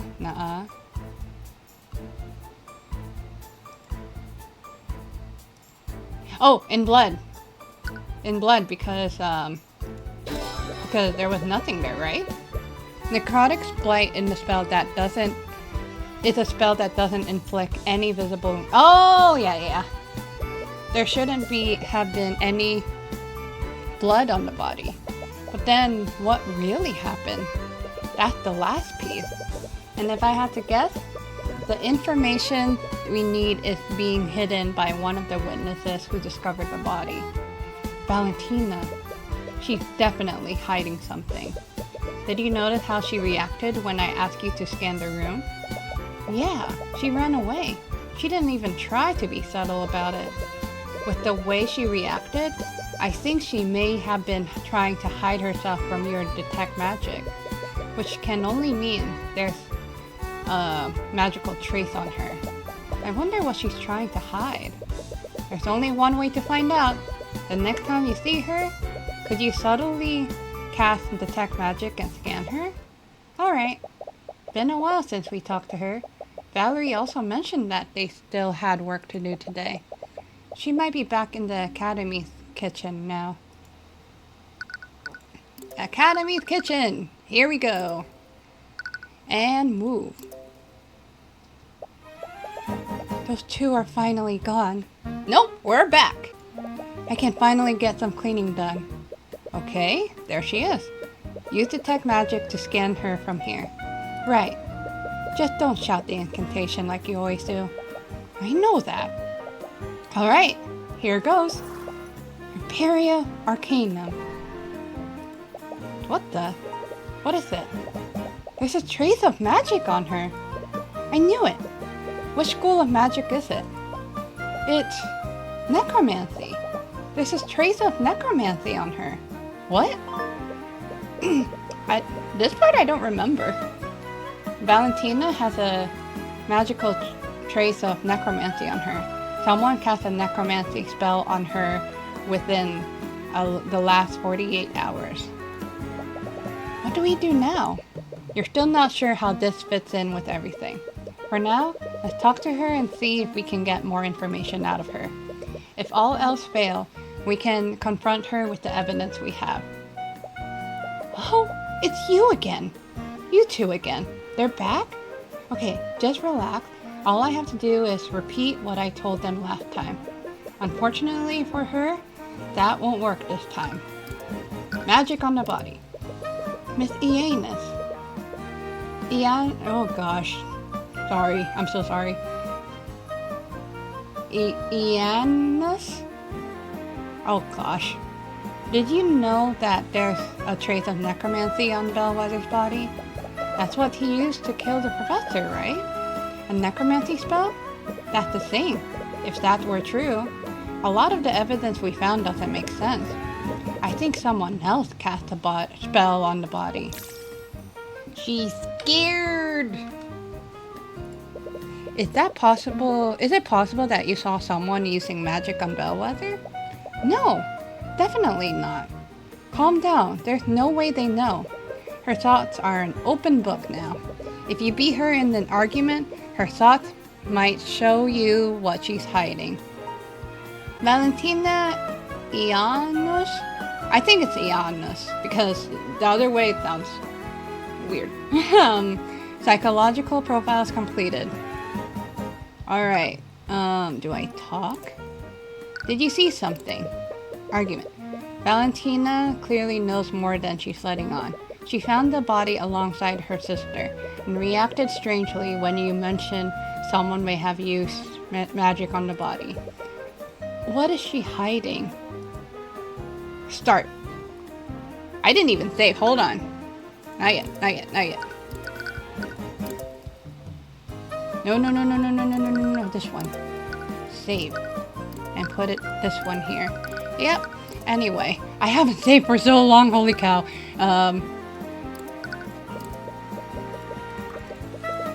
Okay. Start. Hiya! Argument. Miss Ianus, from the very beginning, I'd felt that you've been hiding something from us. There's something you're not telling us. What are you talking about?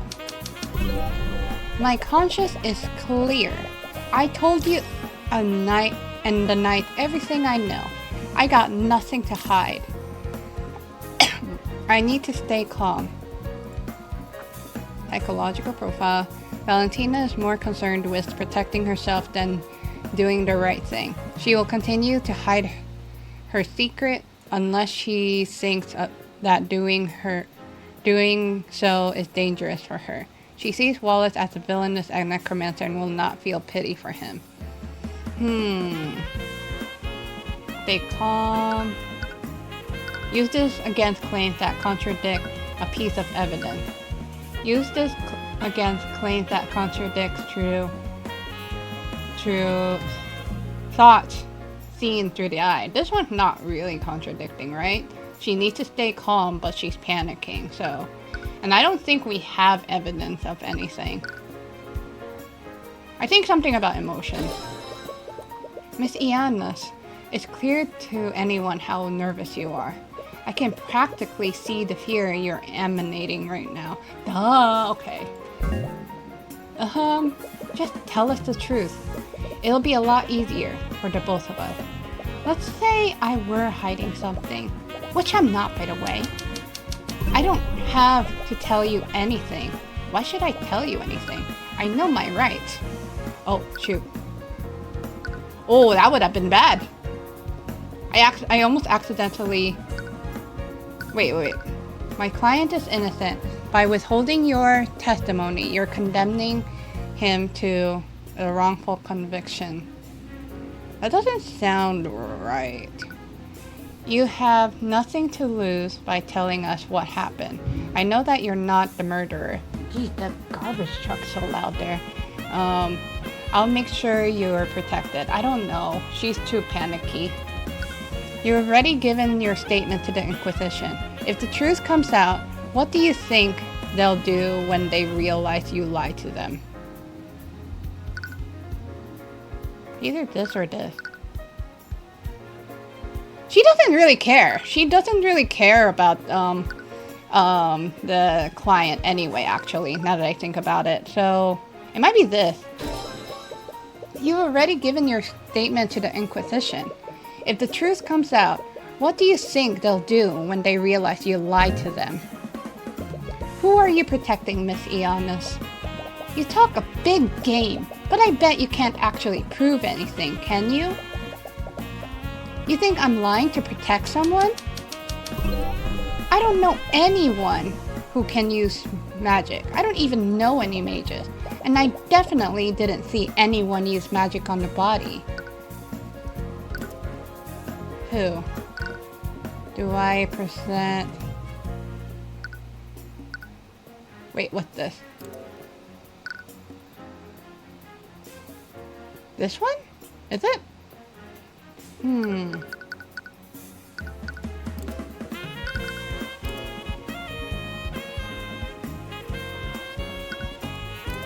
This is the only one that I could think of. You can't hide the truth from us, Miss Ianus. What You said that you've never even seen a necromancy spell before. If that were true, then why is there a trace of necromancy on you? Wait, what? There's a trace of necromancy on me? Argument 1. What? Did she not know that about the spell that was cast on her? No, that doesn't make any sense. If she didn't know about the trace, she wouldn't have avoided Celeste back then. There must be an explanation of this. It did her twin. You've successfully argued against Valentina Ianus. Necromancy on you. This is crazy! Why is there a trace of necromancy on me? Am I going to die? Am I going to become a zombie? That's strange. Is she really unaware that a spell was cast on her? Or is she playing dumb? Why doesn't Valentina know that the spell wasn't necromancy? She knows that someone used magic on her, but she doesn't know that the spell was necromancy.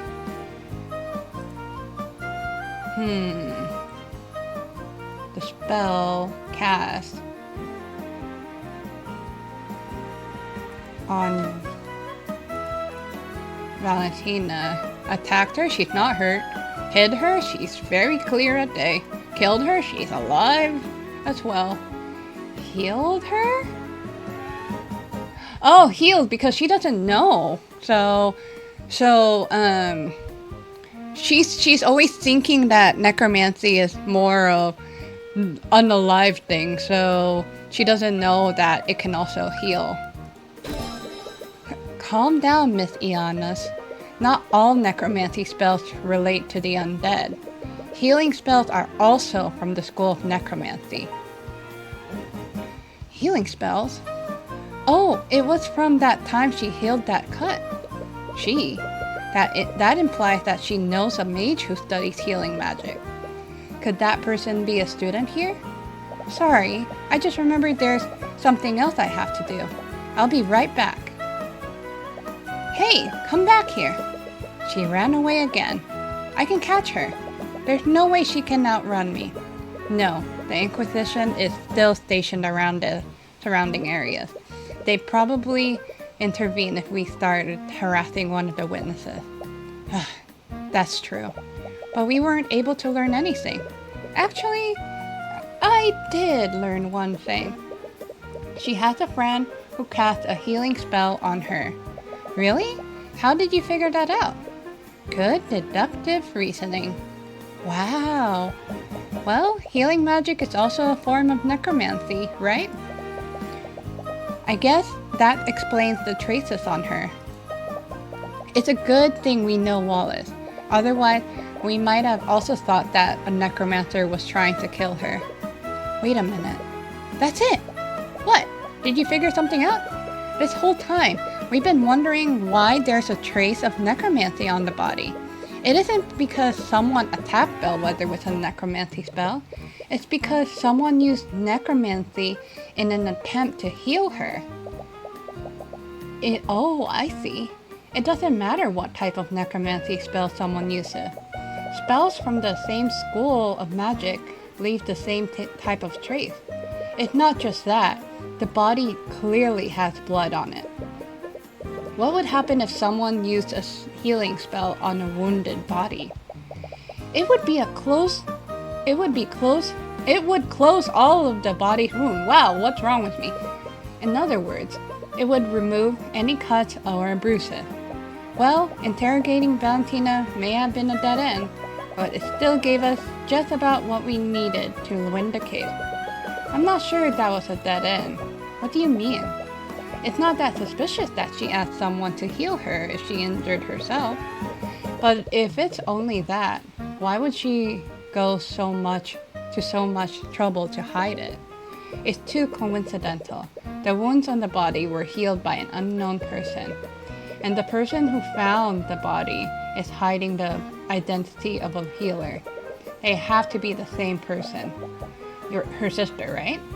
I guess that makes sense. So, what do we do now? Valentina's definitely onto us. I doubt we'll get a third chance to speak with her. Hopefully what we have to do now is enough to acquit Wallace. You've done everything you can. Use what you learned to poke holes in the prosecution's case. And if that doesn't work, you can drag Valentina onto the witness stand and pull the truth out of her. You just hope that what she's hiding is enough to acquit Wallace. What the fudge? I demand to know why you're still holding on to my rapier. It's precious family heirloom and I want it back. It's evidence in the current case. Evidence? The professor was killed with necromancy. Was she though? Why are you asking me? You're the one who's investigating this. Then why are you arguing against her? I suppose it doesn't matter. Just know that I will bring her murderer to justice, no matter who it may be. I don't remember seeing that one. Okay, so let it be known that I'm pretty sure I posted the first part of this video before. But then I kind of deleted it and I kind of played this on my own for a bit. But I'm finding that this game is starting to be more intense and I actually like it. So I am doing this case again to just show y'all how the story is going, and then after this case it's going to be new stuff. So yeah, I'll finish this trial and then the next one will be like the second and probably final half of it. Hopefully I don't read too slow. But anyway, alright, it's time for the trial. Just take a deep breath and relax. Hi, Tyrion. Ah! Celeste! Don't sneak up on me like that. Well, why are you so nervous? It's not as if this is your first time defending someone. I can't help it. There's something about this building that just fills me with anxiety. And I'm sorry if you hear the fan. It's hot here, so. It's too bad Ruby can't make it. I say you should calm down for Wallace's sake, but there are so many people here. He is too much of a, I don't know, shy guy to, not really shy guy, but quiet to really be the one. Then again, that intro didn't really help out much. And they're all staring at me. Their eyes are prying into me like a pack of flesh-eating maggots. Gross. Don't worry, Wallace. Our investigation revealed a lot of weaknesses in the prosecution's case. We have a strong case for your acquittal. Okay. See? You can be confident when you want to be. It's strange. Something is calming about Wallace's anxiety. It's like he just absorbs the tension out of you and into himself. Well then. Yeah! Court is now in session for the trial of Wallace Nightgrave. The prosecution is ready, Your Honor. The defense is also ready. Very well. Let's begin the proceedings. Prosecutor Steelwind, could you please list the charges? The defendant is a student at the Wyverngard Imperial Academy. Mr. Nightgrave is charged with first-degree murder, negligent misuse of the arcane arts, and illegal practice of advanced necromancy. Necromancy? Do you mean to tell me that the defendant is a necromancer? I can't believe it! A necromancer? In this day of an age? How could the kingdom let this happen? Your Honor, I would like to remind the court that they should view my client objectively. Of course, but one can easily see it from the list of charges. Necromancy plays a large role in the charges. Indeed, the crime occurred within the academy this morning. The victim is Catherine Bellwether, a professor at the school. Although there were no witnesses, traces of necromancy were detected on the body. Furthermore, the autopsy report shows that the body has no physical wounds. I see. Necromancy is the only type of magic that can harm an individual without physically wounding them. Additionally, the alchemist's report shows no sign of poison or disease. Therefore, one can only conclude that the necromancer has committed the crime. As many of you know, necromancy is held under high scrutiny by the Crown. Aside from the defendant, no other students were permitted to learn advanced necrotic magic. As such, the defendant was the only mage in the building capable of committing the murder. I see. That is certainly compelling evidence. To properly present our case, the prosecution would like to call Commander Orem White to the stand. Okie dokie. Commander White, please testify to the court about the Inquisition's finding. Yeah.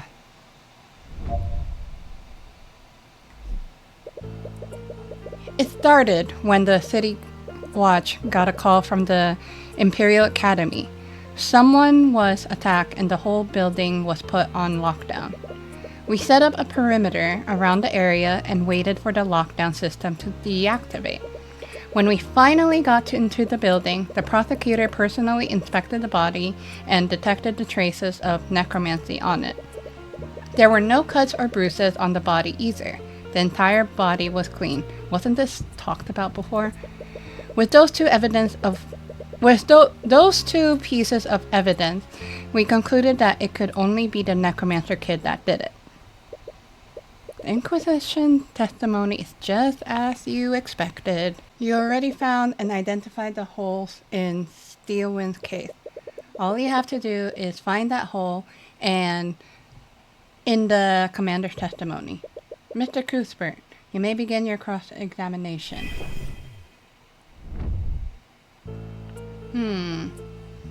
I believe it was this one. There was no cuts or bruises on the body either. The entire body was clean. I'm pretty sure something about this one. There's a pool of blood where Catherine Bellwether's body was. This is strange because she wouldn't have been wounded by necrotic blight. This one. Ding! Commander White, it appears that you've neglected to mention one key detail of the crime scene. Yeah? And what's that? During your testimony, you said that the entire body was clean. I will admit that there weren't any wounds on the body. However, the body was certainly not clean. At the scene of the crime, there was a large pool of blood located where the body was. This blood came from the victim's body, and it was definitely not clean like the commander testified. I'm sorry, Mr. Cuthbert, but I fail to see the significance of this because you're not smart. I like to remind the court of the prosecution's case against my client. They are accusing him of murdering the victim using necrotic blight, a spell which would not have physically wounded the victim. So why was there any blood at all? Objection! Okay, sorry. Let's not get ahead of ourselves. The fact still stands. There was no wounds on the body, nor were there any reports of poison or disease on the autopsy. There were clearly magic elements in this case. But Catherine Bellwether was bleeding profusely at some point. How else would there be blood stain on the body? Do you have an explanation for that, Miss Steelwind? No, I'll admit that the prosecution doesn't have an explanation for that. And while I do find that the circumstances questionable, all other evidence clearly points to the defendant. Which spell would leave a trace of necromancy? I'm glad you asked. I didn't read what Dylan said. I like to present a spell that could have left a trace of necromancy on the body. Which is... Which one was it?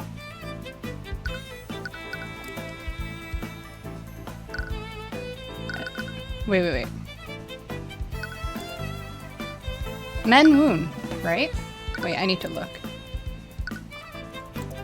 Revive. Animate corpse. And necrotic blight. I think it's men wound, yeah, because this one is not really a bad one. Men wound? Correct me if I'm wrong, but isn't that a healing spell? That's correct, Your Honor. Spells from the School of Necromancy can control the force of death and life. Men wound is, in fact, a necromancy spell. Really now, I wasn't aware of this. This is so like Phoenix, right? I never played that game, but I probably should. I just know the story though. This one I don't know much. Probably except for this case, and the first case, but after that, I didn't know much. And also I didn't really read through this. I kind of speedrun it. Now I'd like to ask the court to consider the following. What would happen if Bellwether was wounded and someone attempted to heal her using men's wound? All of her wounds would disappear from her body. I see. Objection! Objection! Do you honestly think I'm that incompetent, Mr. Cuthbert? Frankly, I'm a little insulted. What? The Inquisition is well aware of what happens when a mage attempts to save a victim using wind wound. The healers that arrived at the scene already confirmed that the victim was long dead. None of them attempted to heal her. Well, what if someone tried to heal her and didn't report it? Please, none of the healers would have anything to gain by doing so. In fact, as a necromancer, the defendant could have easily carried out the described scenario. He could have cast the men wound on the victim after murdering her to compound the investigation. Why did I hold my breath on that? At the end of the day, the burden of the proof is on you. But if you could just find out who healed the body, this case is yours. And whoever this healer is, Valentina definitely knows her. It's her sister, right? I mean, Your Honor, I will admit that I don't have any evidence to support my theory. However, I do believe that we can bring it to light. There may have been two people that witnessed someone cast magic on the body. Valentina and Valerie Ianus. I need to be careful when I say that last name. The sister who discovered the body. This is nonsense. We already questioned those two witnesses extensively. If they had witnessed something like that, it would have come up in their testimony. What if they're hiding it? If that's true, then you have nothing to lose by hearing their testimony. Basically, I kind of spoiled a little bit in the beginning, but I didn't spoil major things. No worries.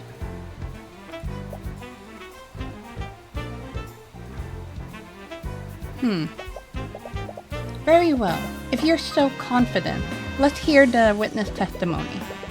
It seems the prosecution has no objection. However, if this line of questioning leads nowhere, I will see no reason to further prolong this trial. Do you understand, Mr. Cuthbert? Of course, Your Honor. Crap! It's that guy from before. Is he the the necromancer's lawyer? She just got on stand and she's already stressed out. This could work in your favor. Witness, please state your name and occupation for the court. My name? Witness, there's no need for it to be so nervous. We merely want to hear about what you saw on the day of murder. Right. It's just that guy over there. You mean Mr. Cuthbert? Did this man harass you, witness? Wait a minute. Yeah! He, super harassed me. How shameful.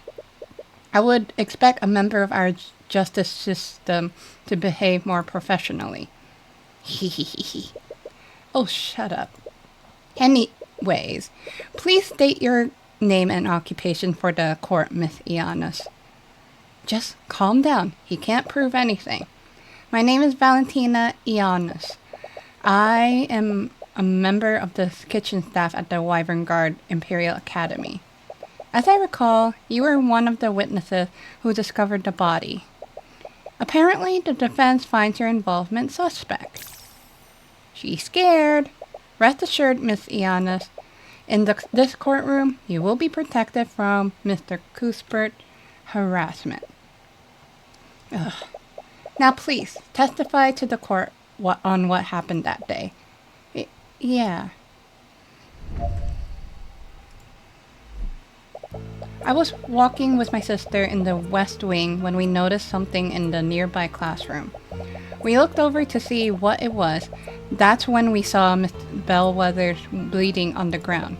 My sister tried her best to help her, but the professor has already lost a lot of blood. While my sister did that, I used the emergency communication device to call for help. But it was too late. By the time her bleeding stopped, she already lost too much blood. If your theory is true, that means she just lied in her testimony. She's definitely holding something back. She definitely saw more than she's letting on. You just need to prove that somehow. Mr. Cuthbert, you may begin your cross-examination. Cross-examination! Alright, I believe... Which one was it? Was it 3? My sister tried her best to help her, but the professor has already lost a lot of blood. Wasn't it this one? She tried to help her? Miss Ianus, how exactly did your sister try to help Miss Bellwether? What? I slipped up. Oh, and by the way, those emotes and those, thoughts that's flying around, that's, the main character. The main character has something that makes, him see, see the thoughts that's running into someone's head and the emotion they're currently feeling. That's what's happening. I totally forgot to mention that. My sister used first aid to try to stop the bleeding. I see. Could you please add that detail to your testimony? Yeah, sure. She used first aid and applied pressure to her wound to stop the bleeding. That's the one, right? So, where is this one? Hiya! Witness, what is the meaning of this? What? Why are you looking at me like that? Maybe I can elaborate, Miss Ianus. I'm gonna say it like that. You weren't present in the gallery earlier, were you? No, I was waiting in the lobby. The Lady Steelwind told me to wait there. Well, I suppose I should consider myself lucky. You see, Miss Ianus, one key element of the case is that the body didn't have any wounds on it. Yeah? So please explain to the court, Miss Ianus. How did Valerie apply first aid when there shouldn't have been any wounds on the body? What? No, I screwed up. But I saw the wound on her. What happened? There's clearly something amiss here, but I'm afraid I don't fully understand the implications on this. Are you accusing the witness of committing perjury, Mr. Cuthbert? When someone lies, they stay as close to the truth as possible while changing minute details. In her thoughts, Valentina said that she was sure that she saw a wound on Bellwether, and she also mentioned that Valerie was the one that tried to save the professor. Did they say that? If she didn't try to save Bellwether with first aid, could she have used magic instead? Her sister could be the mage that you're looking for. Slam on desk. The witness was lying, Your Honor, but not about everything. Valerie Ionis did try to save the victim's life by addressing her wounds, but she didn't use first aid. She used magic. No! He found us out? Objection! Objection!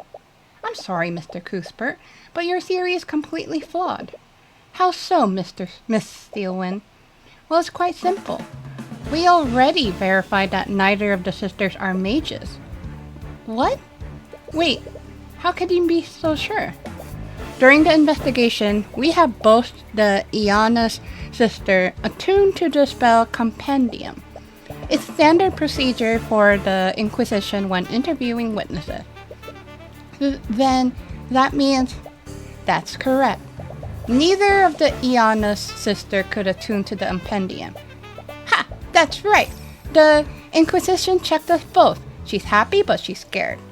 Neither of us are mages. That was close. Dang it! Were you wrong about Valerie being a mage then? No, that can't be right. He found us out? Your thought was he found us out. That means you were right on track. Valerie has to be the mage you were looking for. Celeste, is it possible for a mage to hold a spell compendium and avoid attuning to it? No, it just needs to be on their person. When I was arrested, the Inquisition also made me attune to one of their spell compendium. They were really careful to make sure that I did the attunement correctly. There's no way a mage could avoid attuning to the compendium with them watching you. Right. Commander White may be negligent sometime, but even he isn't that careless. Now if you're done, I do believe you've exhausted all your options. Wait, I'm still not done cross-examining this witness. What could you possibly hope to glean from her testimony? Valentina should be stressed out enough to see more of her thoughts, but you can't exactly say that you're planning to read her mind. There's one key element for her testimony that the court is overlooking. I have a right as an attorney to complete my cross-examination.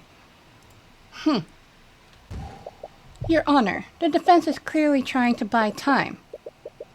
I might be compelled to agree with you. However, I'll also admit that some elements of the witness testimony are quite peculiar. I will allow the defense to perform one more cross-examination. Let's go, judge! That was close. But know that this is your last chance, Mr. Cuthbert. If you produce nothing substantial, I will pass my verdict. Of course, Your Honor. Alright, it's all or nothing. If you can't find anything by reading her mind, this whole case is finished. Witness, please give your testimony once more. Okay. Dang it. How long does he plan to keep me up here? Witness testimony. Like I said, my sister and I saw Miss Bellwether bleeding on the ground. We rushed over to her. Now that you mention it... Oh, I didn't read that thought. Whoops. Now that you mention it, I don't know if I saw any wounds on her, but I definitely saw blood. It'll show in the later on when we do the cross-examination. I can't go back on that now. I just need to play dumb. My sister tried to save her, but she didn't use any magic. Valerie, you're too kind-hearted for your own good. Neither of us is a mage. Both of us held that book that the knights gave us. I was caught off guard when they asked us. They almost found it out. The commander was watching the whole time. He can confirm it. Ha ha! Here we go. It's a good thing that we're twins, or else that trick wouldn't have worked. What are we gonna do? They have pretty hard proof that Valerie isn't a mage. Valerie is the mage we are looking for. I'm sure of it. I'm just not sure why they felt the need to lie to the Inquisition. And more importantly, how did they trick the Inquisition? She just showed the plot. I was definitely surprised when I saw her like that. There we go. Alright. This one. Infrared. Miss Ianus, your thoughts betray you. You just revealed... No, they're not that smart. What? You found the thought. They must have done something, but what? It must have happened when Commander White was interrogating them. Orm was the one who collected their statement. Did he notice anything off about their behavior? From what he said, they had few quirks, but nothing too suspicious. Quirks? He told me that they were running and spinning around him during questioning. What does that mean? I have no idea. Perhaps they were still on edge after finding their co-worker murdered. Ah, there you go. Gonna confuse him, I think. Running and spinning. Her thoughts also said it's a good thing we're twins. This means that their so-called trick wouldn't have worked if they weren't twins. Valentina? There's no Valerie, right? Yeah, Valentina. Switch places. Yep, that's the one. Was Valerie. Of course, they switched places. Valentina attuned to the first compendium. Then she pretended to be Valerie to attune to the second one. Commander White couldn't tell the difference between them. Miss Ianus, there's something I want to confirm. During the investigation, both you and Valerie attuned to a spell compendium. Am I correct? Yeah, that knight watched us do it. And how did he have you do this? Did you both attune to compendium at the same time? Or did you attune one after another? What? No way! Does he know what we did? I fail to see how that makes any difference, Mr. Cuthbert. Yes, I agree. The spell compendium would work regardless of what order they went in. You may not be aware of this, Your Honor, but Valentina and Valerie Ianus are identical twins, which means that their physical appearances are nearly identical to each other. If Commander White didn't have them attuned at the same time, what would stop the twins from switching places with each other? Objection! This is clearly nothing but baseless conjecture. Orm wouldn't fail at such basic tasks. Really, Prosecutor Dealwyn? Do you find it hard to believe that Commander White would fail at a task like this? Wait a minute! This is crazy! We didn't trick the Inquisition! My sister and I are not mages! Then prove it, Miss Ianus. Bring in your sister, and we'll have you attuned to 2 spell compendiums at the same time. No, wait. Bam! Order in the court. It's clear that we won't get anywhere unless we test the defense theory.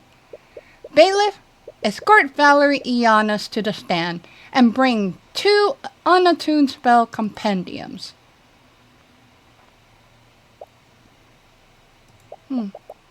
They've both had their hands on the compendium for at least 10 minutes. There's no way they can fake it in front of this many people. Alright, it's the moment of truth. You can only hope that your theory is correct. No! Did he seriously? What is it, Prosecutor Steelwind? What do you see? What I see is Commander White seeking new employment in the near future. It appears that this defense was correct.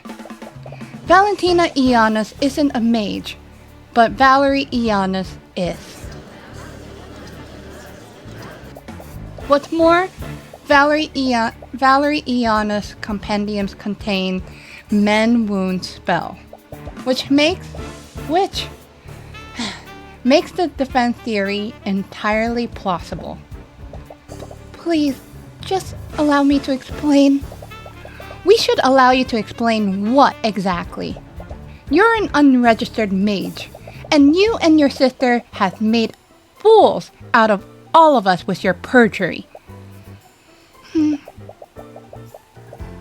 How would you know what it's like, Lady Steelwind? What? Do you think we didn't notice your name? You're not like us. You don't have to hide. Whatever. This whole situation has gotten out of hand. I didn't think hiding it would cause so much trouble. And I won't let someone go to prison because of me, even if he is a necromancer. Please let me testify about what I saw. I'll tell you what really happened that day. Very well, but understand that there will be repercussion for your actions, witness. Yes, I know. My sister and I were walking in the hallway from the kitchen to the foyer.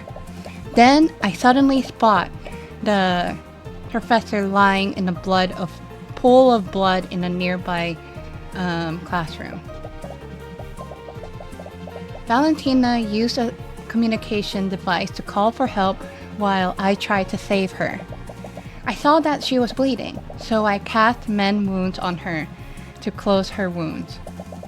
But it was too late.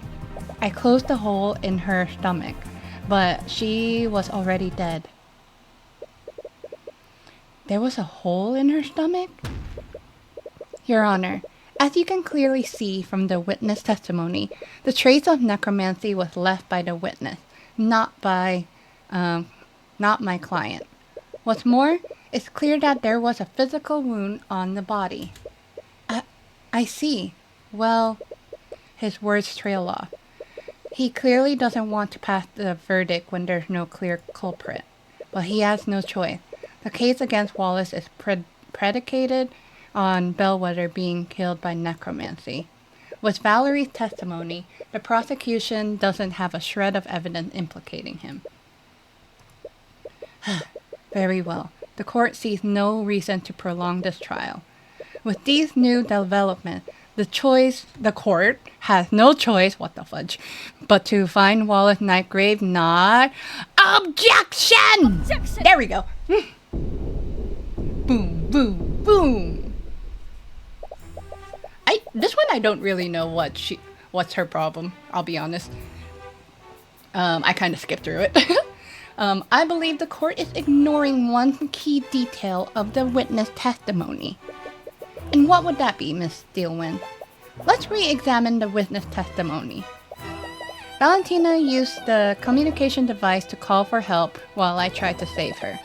I saw that she was bleeding, so I cast Men Wounds, why am I having trouble with that, on her to close her wound.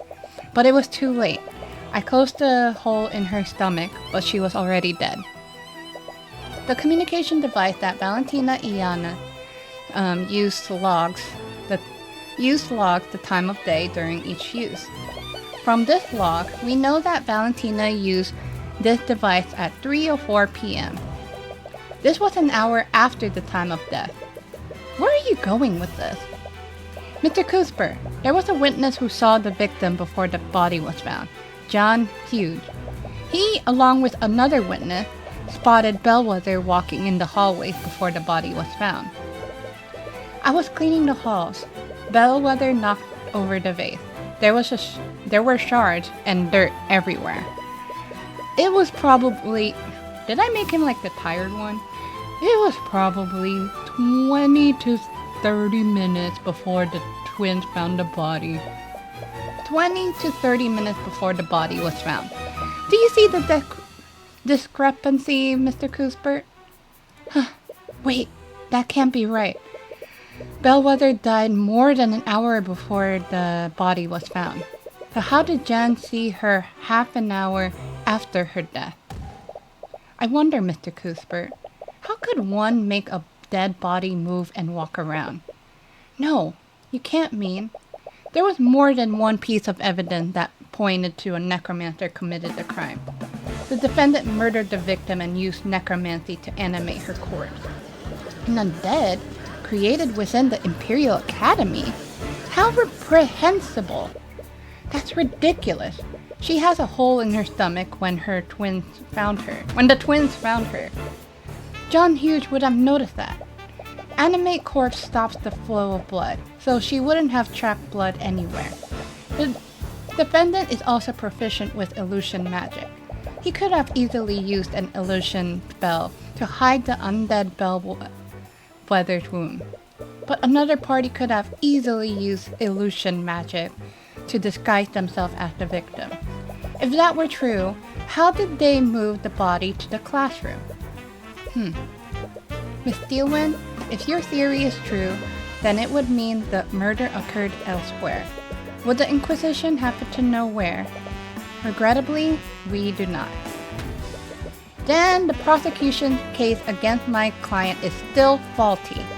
You can't convict my client without more evidence. I agree with Mr. Cuthbert.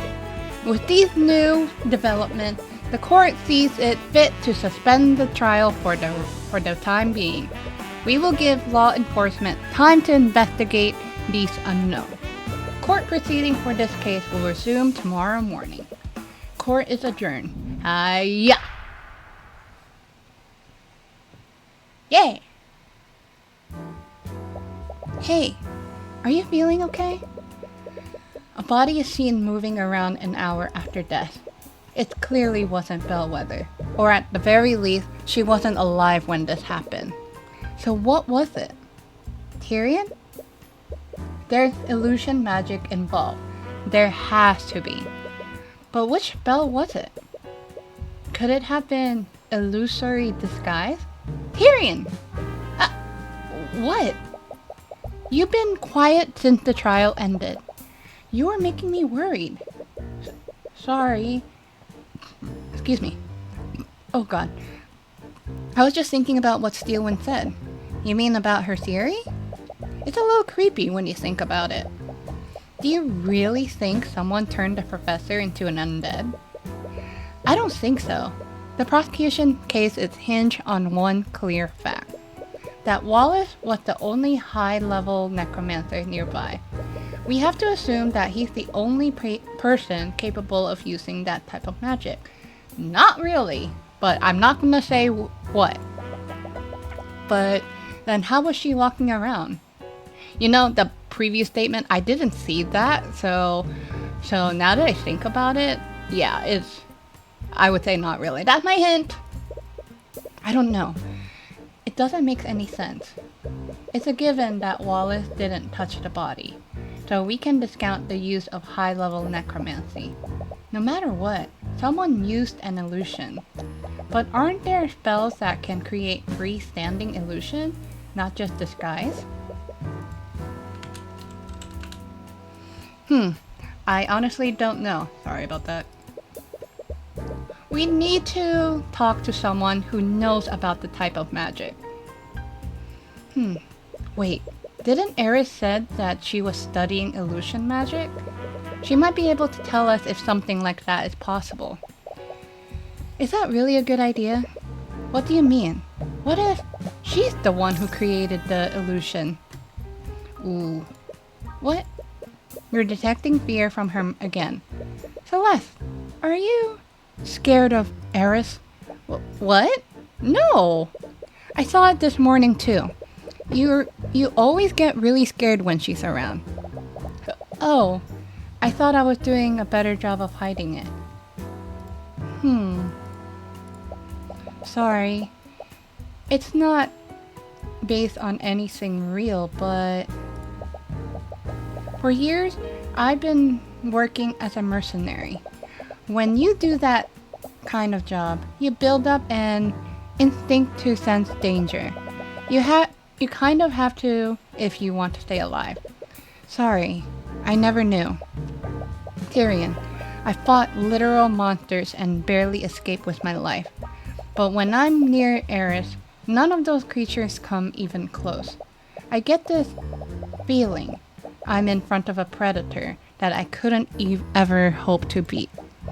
Every instinct I have tells me to run whenever she's close by. Really? But she doesn't seem that dangerous. Uh, I know. I think maybe I'm just anxious or something. I should know better than anyone to not judge people by their appearance. Sorry. Forget I said anything. If you think we should talk to her, then we should do that. You're not one to discount Celeste's instinct. She's always been reliable, and if Eris is making her scared, that must mean something. But if Eris really is that dangerous, then that means that's all the more reason to talk to her. But aside from that, there was also something else that the prosecutor said. Mr. Cuthbert, there was a witness who saw the victim before the body was found, John Hughes. He, along with another witness, spot Bellwether walking in the hallways before the body was found. She said along with another witness. Yep, that's it. That means there was another witness that saw Bellwether walking around. Right. Jan probably isn't the most reliable witness. So talking to that other person might help us figure out what happened. But do you think Dealwyn will tell us who that witness was? At this point, we won't lose anything by trying. In any case, it looks like you have your work cut out for you. So, where should you start first?